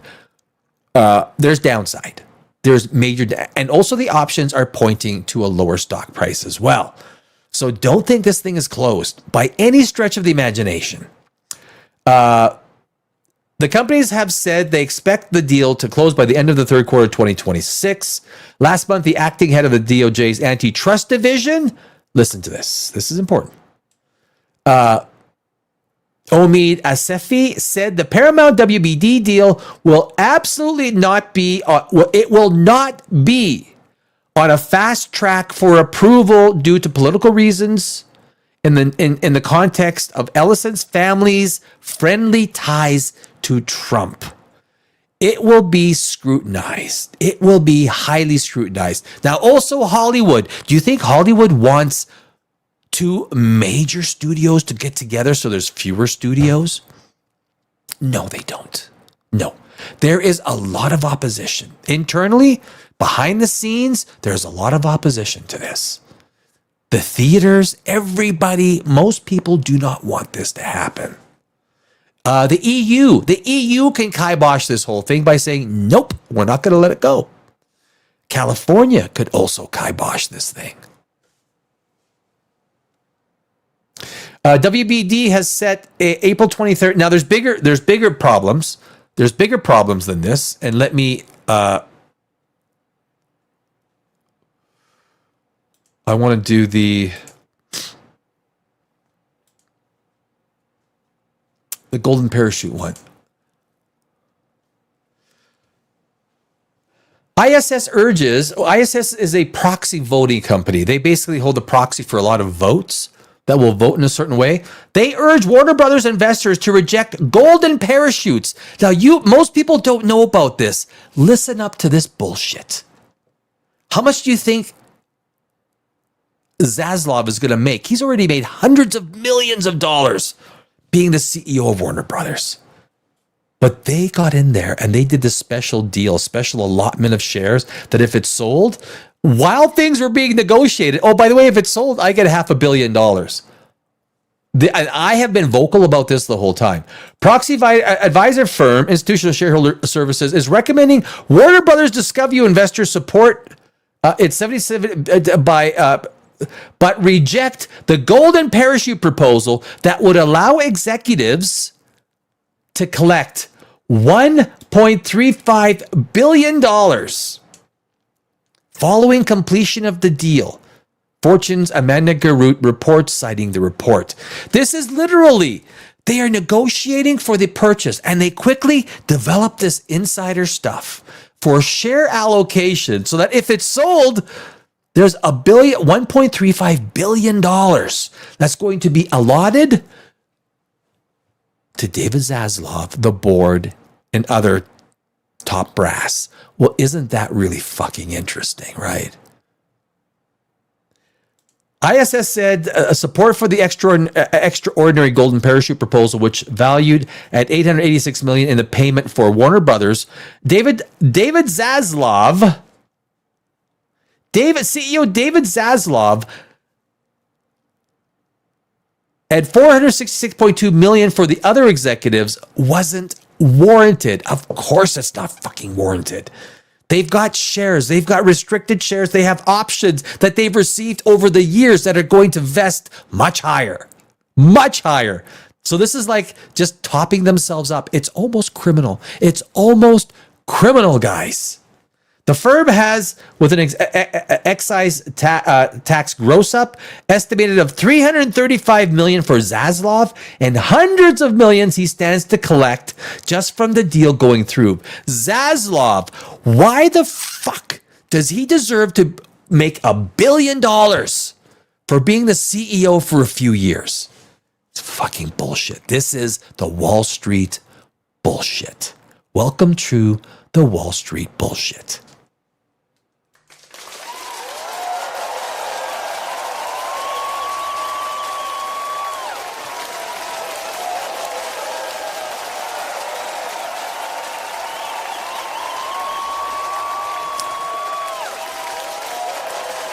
Where is the...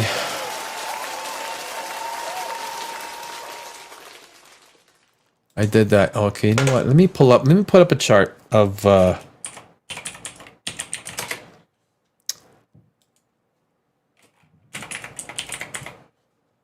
Warner Brothers. Yeah, $27.50. So this is Warner Brothers. So the purchase price. So here's the thing. So the logic in the stock market. So if a company is being purchased for $31 per share, the stock should be trading at. So there's always going to be this sliver right up until the very last second that it will never trade due to certain fees and everything like that. It will never trade at $31. Now, when you see an acquisition, when someone says, I'm going to buy you out for $31, and then the very next day it's trading at $37, it happens very often. What the market is saying is, oh, no, $31. Okay, you know what? If there's a bidding war for this company, it's probably, if it comes in at 31 and is trading at 37, it's probably going to land in the 40s, right? That is the market saying, oh, no. Now, this is the exact opposite. Here you see Warner Brothers Discovery Inc. trading at $27.50 on an acquisition price of $31. This is a 15% discount to the acquisition price. This is a significant amount of a negative speculation associated with the fact that is this deal going to close? And everyone's running around like I never hear people talking about the fact that this fucking thing might not close. It might not close, okay? Regulators in Europe, California, even the DOJ might shut it down or create huge divestitures. Don't drink wine and try and say divestitures in this property. This is a problem, okay? There are major chinks in the armor. Whoa, did I say chink? Chinks. Chinks? That is right? I mean, I've been watching Deadwood, and they use that word because it sounds like never. Nah, chinks isn't chain, right? Chinks.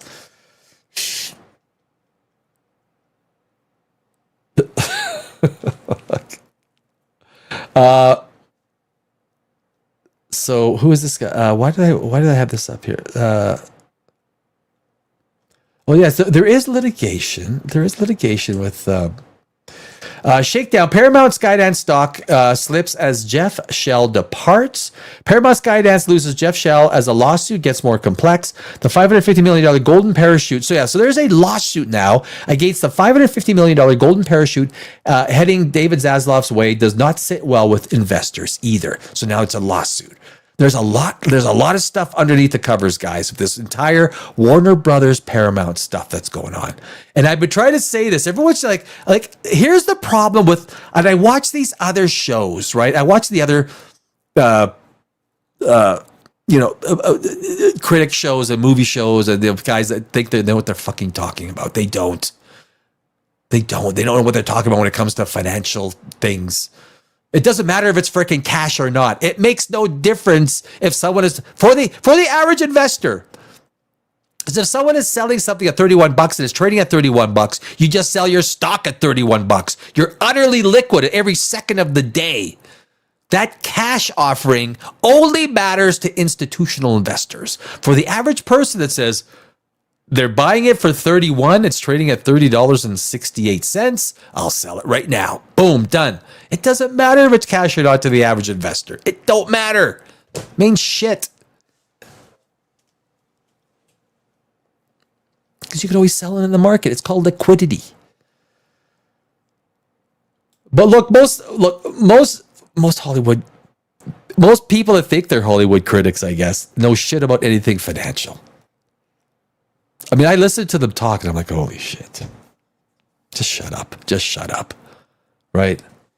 But for now, it's left Paramount down. A senior executive as Jeff Shell has departed the company. Paramount Skydance shares were down fractionally in the closing minutes of the Thursday's trading. The point is, so essentially, Shell decided to depart on his own volition. Reports note to focus on litigation. Litigation in question descends from a lawsuit last month filed by R.J. Cipriani. Cipriani claimed he provided Shell with 18 months of crisis communication services between 24 and 2026 for no compensation. Cipriani claimed that he would instead receive help from Shell himself to adapt an English language version of a Spanish show, but that never materialized. Cipriani is now seeking $150 million. Look, it doesn't look good. And it goes a little bit deeper and sort of like some of these, financial shenanigans. We don't need to get into it. But in the entire thing, dealing with the parachute thing, where the insiders of the senior executives of Warner Brothers are going to make $1.35 billion. Not that they had prior stock issuance. That doesn't count that. That they knew that all of a sudden they're getting into all these deliberations, talking about the company being acquired. And they thought, you know what, guys, let's quickly have a meeting and issue ourselves. Let's put like a little poison pill to say, well, you know what, now that we are talking about being purchased by another company, let's put a poison pill to say that we get very fucking richly compensated. Wow, this is part of the reason why I had to leave Wall Street. I hate the BS associated with this. Does David Zaslav deserve $1 billion? $1 billion for the sale of Warner Brothers. I have been saying this, and I've been pounding the table that the EU and California, and then may say no outright. The EU might say no outright. And yes, they can kibosh this deal. You cannot do a large international corporate merger when the EU says no. You can't. And the DOJ, I'm telling you, they will ask for some of these properties to be sold off, just like they did with Electronic Arts and Microsoft. I mean, they had to sell a lot of stuff. And they might have to sell. What if they say you got to sell Lord of the Rings, Harry Potter, and Dune? Then will the deal go through? Well, you just took away the icing. So don't think this stuff is going to go through. The way this deal has been constructed is so stinky. It sucks. It sucks. David Zaslav. We go back to this article. David Zaslav and the 460. So but the total compensation, guys.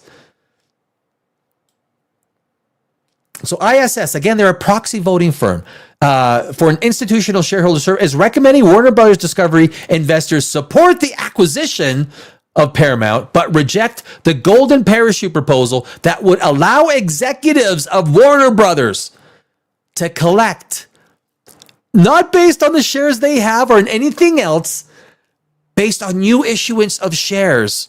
We've done so good. We deserve $1.35 billion if we complete the deal, you motherfuckers. You've already got stock. You got paid stock over the years. You have stock options over the years. That is what you're supposed to be acting by default in the shareholders' best interest, not in the shareholders' best interest. Well, pay us more money and we'll act in the shareholders' best interest. Give us more of the goodies. It's fucking borderline theft. That would allow executives of Warner Brothers to collect $1.35 billion following the completion of the Warner Brothers Paramount deal. And I have been pounding the table on this. I don't think I have to. Look, I mean, there's lawsuits going on, everything like that. So if you think Warner Brothers is just a shoe-in, not even close. That's why the stock is trading at $27.50 on an acquisition price of $31. That's a 15%. This thing might not go through. Discount to the acquisition price. So, and even the options, even the option market is pointing to a lower stock price in Warner Brothers. Now, if you're getting closer to closing, that futures prices for the futures price, which is basically options and put options and for the stock, should be an ascending to the $31 price. It's not. It's slightly descending in the. So there are some hurdles. So don't think that this thing is going to close, people. Don't think it's going to close. And Hollywood does not want this thing to close. The theaters don't want this thing to close. Nobody except the Ellisons and maybe Trump want this thing to close. So I'm telling you,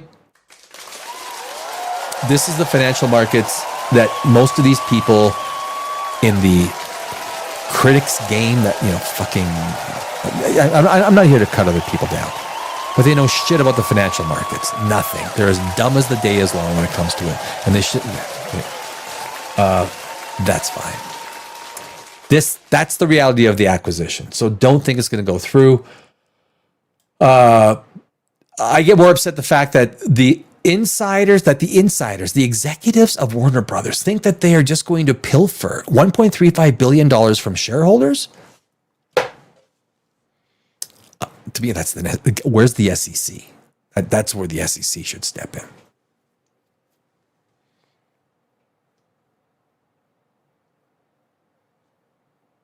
What the fuck are you guys talking about here?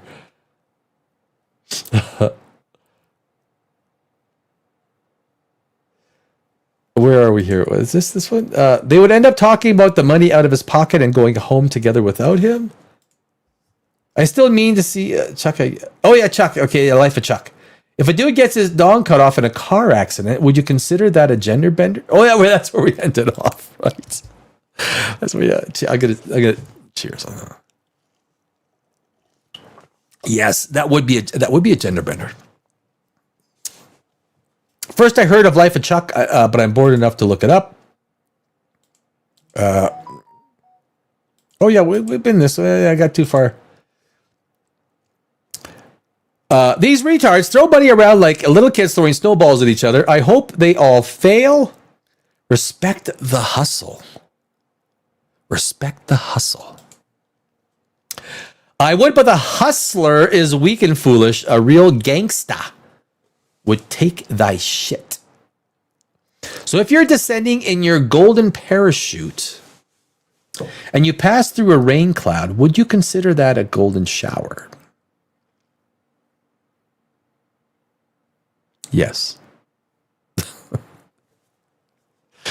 That would be, I think that is literally as close to a golden shower as you can get, right? I mean, that's I can't make myself care who wins or where WB ends up. It's all a shit sandwich. It tastes like shit no matter what happens. Sport coat, you're right. You're right. It's not going to serve the fans or the fan base. It's going to serve a few insiders. It's going to, and it's going to allow the Ellisons, and they're Zionists. Larry is a hardcore Zionist. They want to get control of the media, just like Israel, so they can slap everyone down for free speech. And Trump will allow it. He's for it, but I don't. It's not going to go through the DOJ, and the EU might, for just that reason alone, they say no. He's not. No, my friend. He's not going to happen. Not here. Go back. No.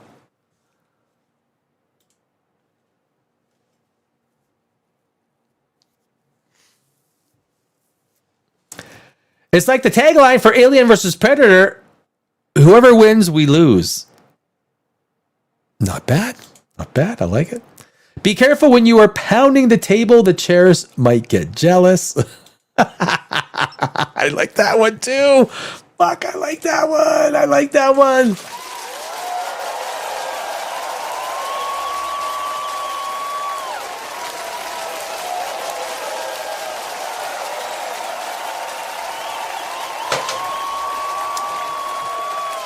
Saturday night. It's Saturday night. Oh, I'm going to sleep well tonight. I am. I'm going to sleep good. So good. That is America in a nutshell. Whoever wins, we still lose. Yes. Ooh, it's so true, right, my friend? So true. It's the rules. Look, the rule. I was in the micro cap markets, like the small caps, the penny stocks.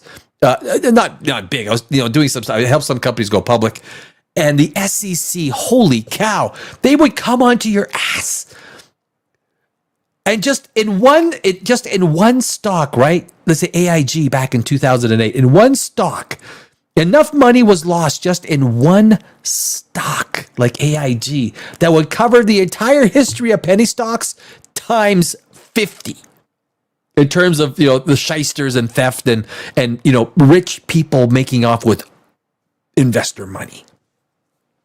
But they're so concerned that of course there's penny scam stocks, but the bigger you are, right, the bigger you are, it's not a scam. It's not a scam, even though they're scamming you.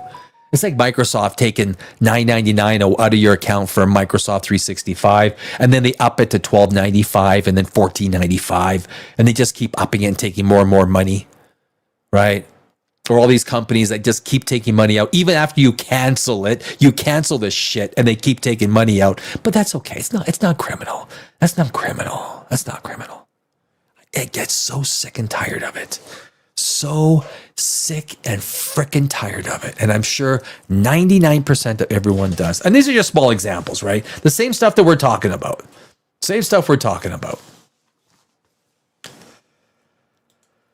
Oh, guys, I tell you. The,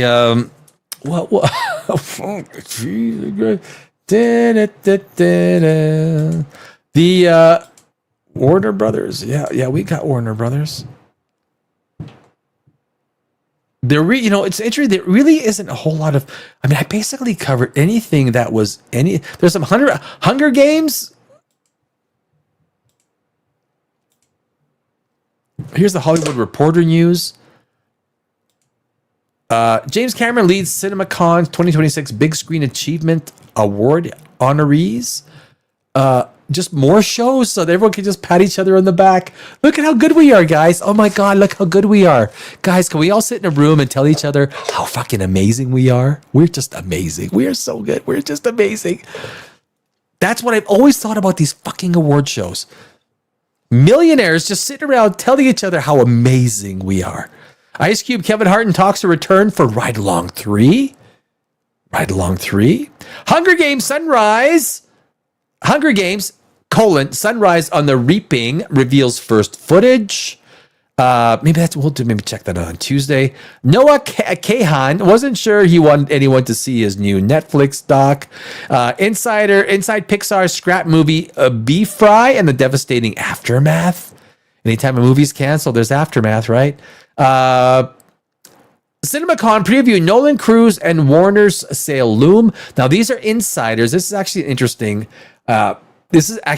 Article where it seems like a lifetime ago when a record 11 companies, including the 6 major Hollywood studios, teased their up-and-coming films in the 2000 at CinemaCon, the annual convention of theater owners and operators that's being held for decades in Las Vegas.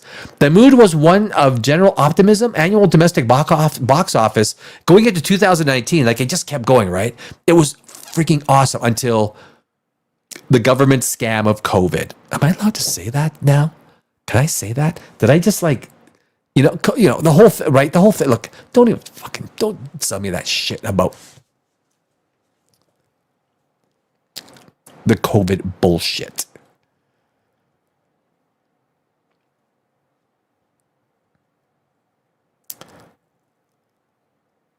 Despite the Hollywood Reporter. Every time you try and highlight something on Hollywood Reporter, it takes you up to the top. I don't know why. Consolidation. Then 20th Century Fox movie head. Can I do that? No, fuck. I can't even do that. Stacey Snider brought many to tears when addressing the looming sale of a large swath of Rupert Murdoch's media and entertainment empire, including the film studio, to Disney. Today we face. That was 20th Century Fox. Today we face a new transition and potential merger that will have lasting implications for the film business, she said. A year later, Snyder was gone with the renamed 20th Century Movie Division becoming part of Disney's CinemaCon presentation. It's a bit of a shock to be here, as colleagues confessed Emma Watts, who had been vice chair at Fox and did a brief post-merger stint at Disney. It doesn't matter what they say. They'll say we're going to buy it and we're not going to lose. We're not going to get rid of any jobs. Fuck you. No one's buying that shit. Of course you are. You're going to buy it. And you're going to absolutely annihilate positions. You're going to go from a combined 30 movies. We're going to drop it down to 18 movies. And it makes no sense to purchase it. You're just buying the library. Right? You're not buying future value. You're buying future value of the library, not future value of new movies, because that you're just going to fucking chop right down, right? You're going to cut that right to almost nothing. A plethora of huge stars and filmmakers are expected to participate, including Christopher Nolan and possibly even Steven Spielberg, as well as actors Zendaya, Matt Damon, Tom Holland, Timothée Chalamet, and Tom Cruise. But the radical consolidation underway in Hollywood will share the stage inside the cavernous Coliseum Theater at Caesar's Palace as nervous exhibitors try to swap their heads around the notion of Skydance founder David Ellison buying up Warner Brothers. The more I think about it, I think it's going to be so hard to get that through, no matter what the cost or debt incurred. Like really, $111 billion? When the ink has barely dried on his acquisition of Paramount Pictures, which had been left crippled after years of financial neglect. Now, the idea with people don't understand, why does Warner Brothers have? Now, Zaslav, to his credit, has done an exceptional job at paying off that debt. Exceptional job paying off that debt. He has taken free cash flow and has almost put everything he could against the debt. That debt came from Discovery, right? So they basically took, when that merger happened, they just took all that shit and they took Warner Brothers, all that media stuff, threw it in there. It was a $78 billion bond originally, of which 40 billion or 45 billion, whatever it was, 50, I can't remember the exact amount, landed in Warner Brothers Discovery.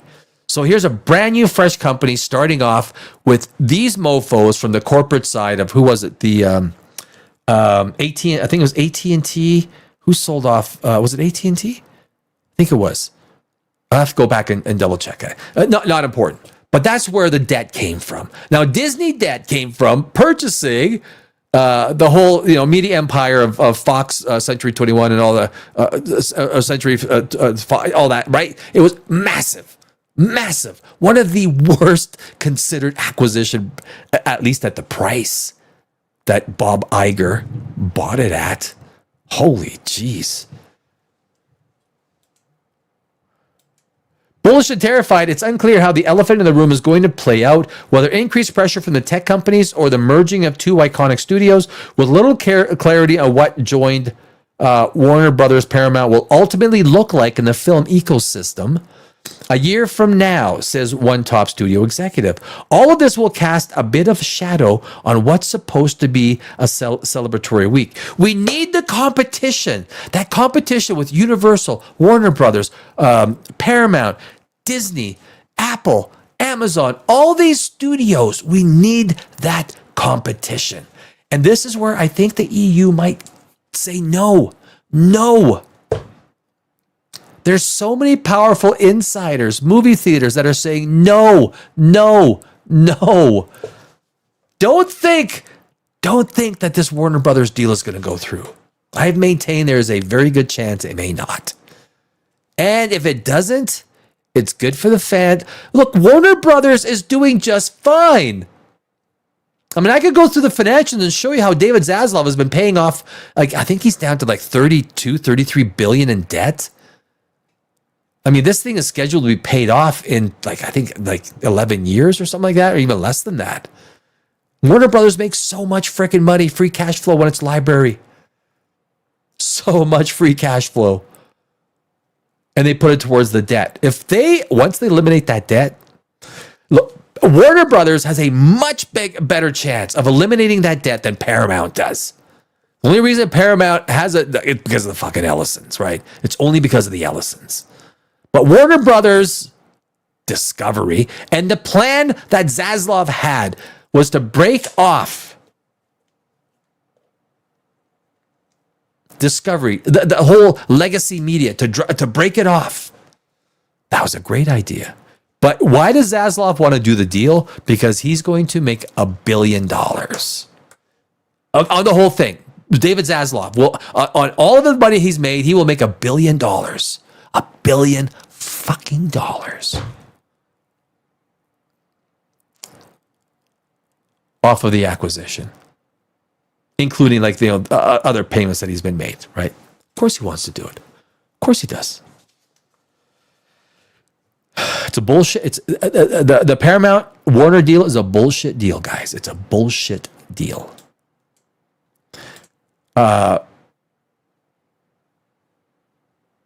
Here's a guide to the biggest headlines that could come out of CinemaCon 2026 from the 5 remaining legacy studios. 5 remaining Sony, Warner's, Universal, Paramount, and Disney.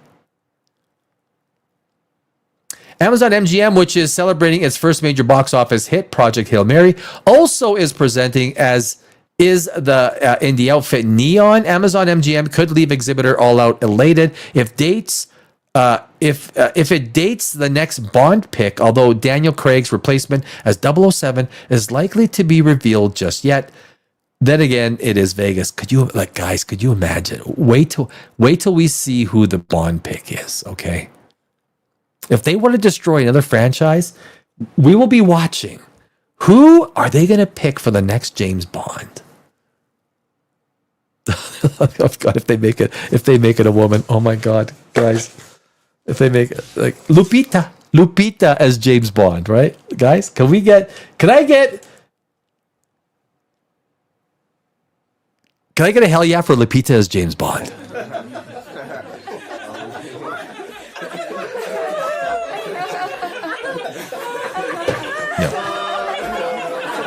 No. Oh, Elliot Page is a fuck. I'll do it. I'll be James Bond. Maybe. So there you go, guys. That is my Warner Brothers Paramount conversation. It's something that I wanted to talk about, and I think I should be talking about it a little bit more based on my experience working, as a market maker on NYSE and Nasdaq and economic analyst, yada yada yada. These things are much more complicated than the normie or the average person on YouTube is going to understand. And all of these different whether it's the EU, California, the DOJ, the historical precedent, and all these things dealing with acquisitions, balance sheets, right? Balance sheets. What does this all mean? Well, we'll see how it plays out. It's going to be well here at Poprageous, we're going to be all over it, guys, all over it. I think that's going to be it for the evening, guys. I've covered everything that I wanted to cover. It's been a little bit of a slower. It's been, it's not. There's not a huge amount of stuff that's going on. It's been fun. We got some stuff. I did watch Maul. I watched the 2 episodes of Maul. I didn't want to get into it tonight. Maybe I'll get into it on Maul Shadow Lord, right? Maul Shadow Lord. I get why Star Wars fans might like it. If you're already disassociated from Star Wars, like I am, you've sort of already your mind has left Star Wars. It's hard. It's hard to keep your attention. It's hard to. I don't care what's going on. I don't care about this. Apparently this is when Dark Maul, when he's building his sort of little empire, his little and how he sort of gets to his position of prominence. And it's kind of like, why do I care? I know what happens to him. I know the ending. What? Never mind. This is a Dave Filoni production, so it's not. That's what it is, guys. Oh, what do we got? Who's saying what here?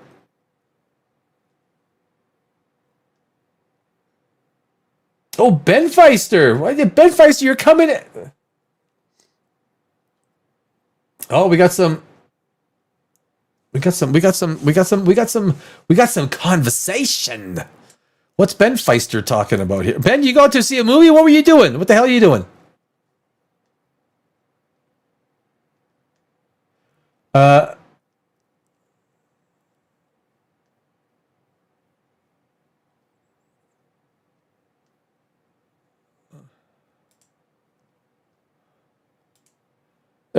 Yeah, try.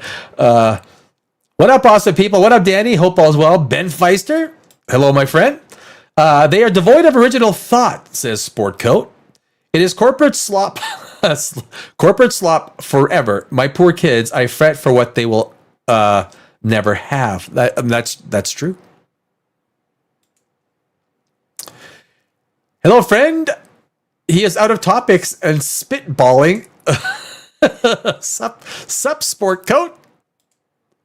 Small segue. I had a great 37th birthday on the 9th. Hey, happy birthday. Happy birthday. Cheers. Cheers. And I got to see A Great Awakening, and it was fantastic.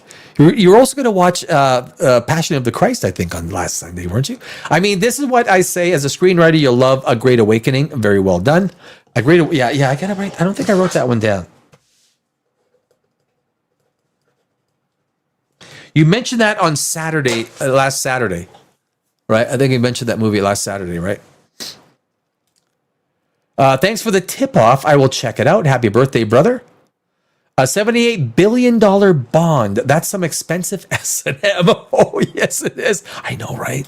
I don't remember the exact deal when they acquired, when they put the whole Discovery, but basically they just took shit, right? They took stuff off their balance sheet, assets, and they just could have converged it, did a huge bond offering. I mean, it sold out in hours, minutes. I think it sold out in minutes. What up, Pam, if you're still there? I don't think Pam is still there. I think she fell asleep or something. Don't be jelly. That man's cash. He's still hollow inside. To be an artist, the art is what matters. These people have holes where souls should be. A little deep. That's kind of deep. She's still and always be Ellen Page to me. That's true. That's true, Ben Feister.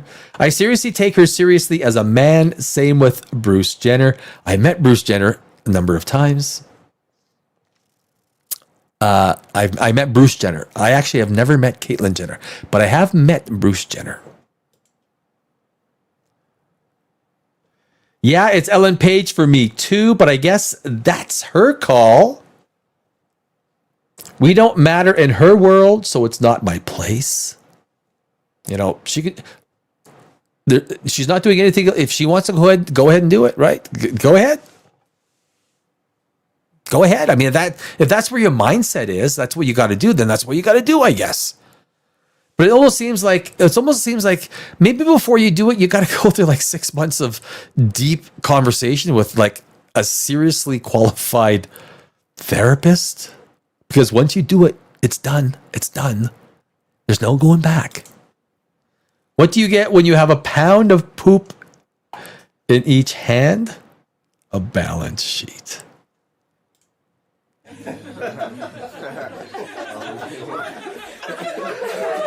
Not bad. It's not bad. That's not bad. That's not bad at all. That was good. Yeah, Great Awakening. It was very well done and mostly historically accurate as well. I'm serious. That Great Awakening sits right up there with Lincoln. Daniel Day-Lewis with Lincoln. It was that good.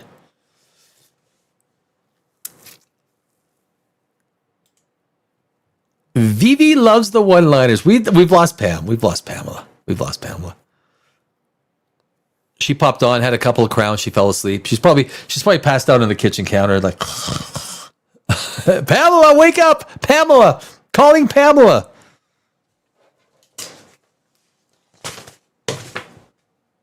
There you go, guys. That is, I think that's the show. I don't know what else there is, unless there's something else to talk about that I missed. We hit everything. We hit the high points. Did we cover everything that you needed to cover, Ben Feister? Until Tuesday. Anyway, like, you know. Vivander's kind of been on. Yeah, Vivander's had a couple of pretty good ones tonight. Vivander's had a couple of good jokes tonight. The question of whether Voldemort gets gender swapped. Does Voldemort get gender swapped? I don't think it's going to happen. I hope you guys have a great evening. I'm about to head to work. All right, Ben Feister. Yes, you work as a correctional officer, I believe you told us, right? Have a good evening, my friend. Work safe, play safe. Sport coat, be all well. Vivander, you guys have a great... Everybody who has been watching on Facebook and YouTube, thank you very much. It's been a great Saturday night. We'll see you guys on the Tuesday Big Show. Have a great couple of days. My name is Danny Alex. And thank you all, guys, for keeping me company. Love it. Like, I always have a great time with you guys. Thank you very much. And I will see you on the Tuesday Big Show.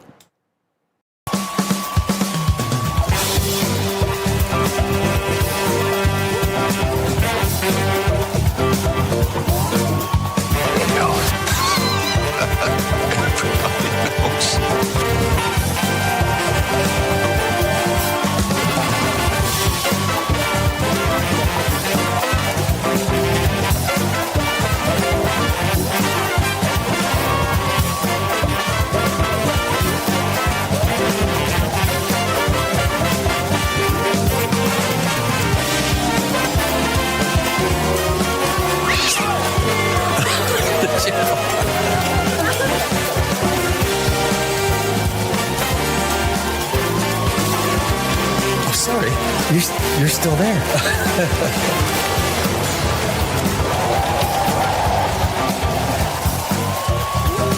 Yeah, baby. Why are you not entertained? I'm sorry, baby. I didn't know it was your turn. You. Look at me. Yes. What's wrong with being sexy? I mean, there's no... Sex. These go to 11. Does that mean it's louder?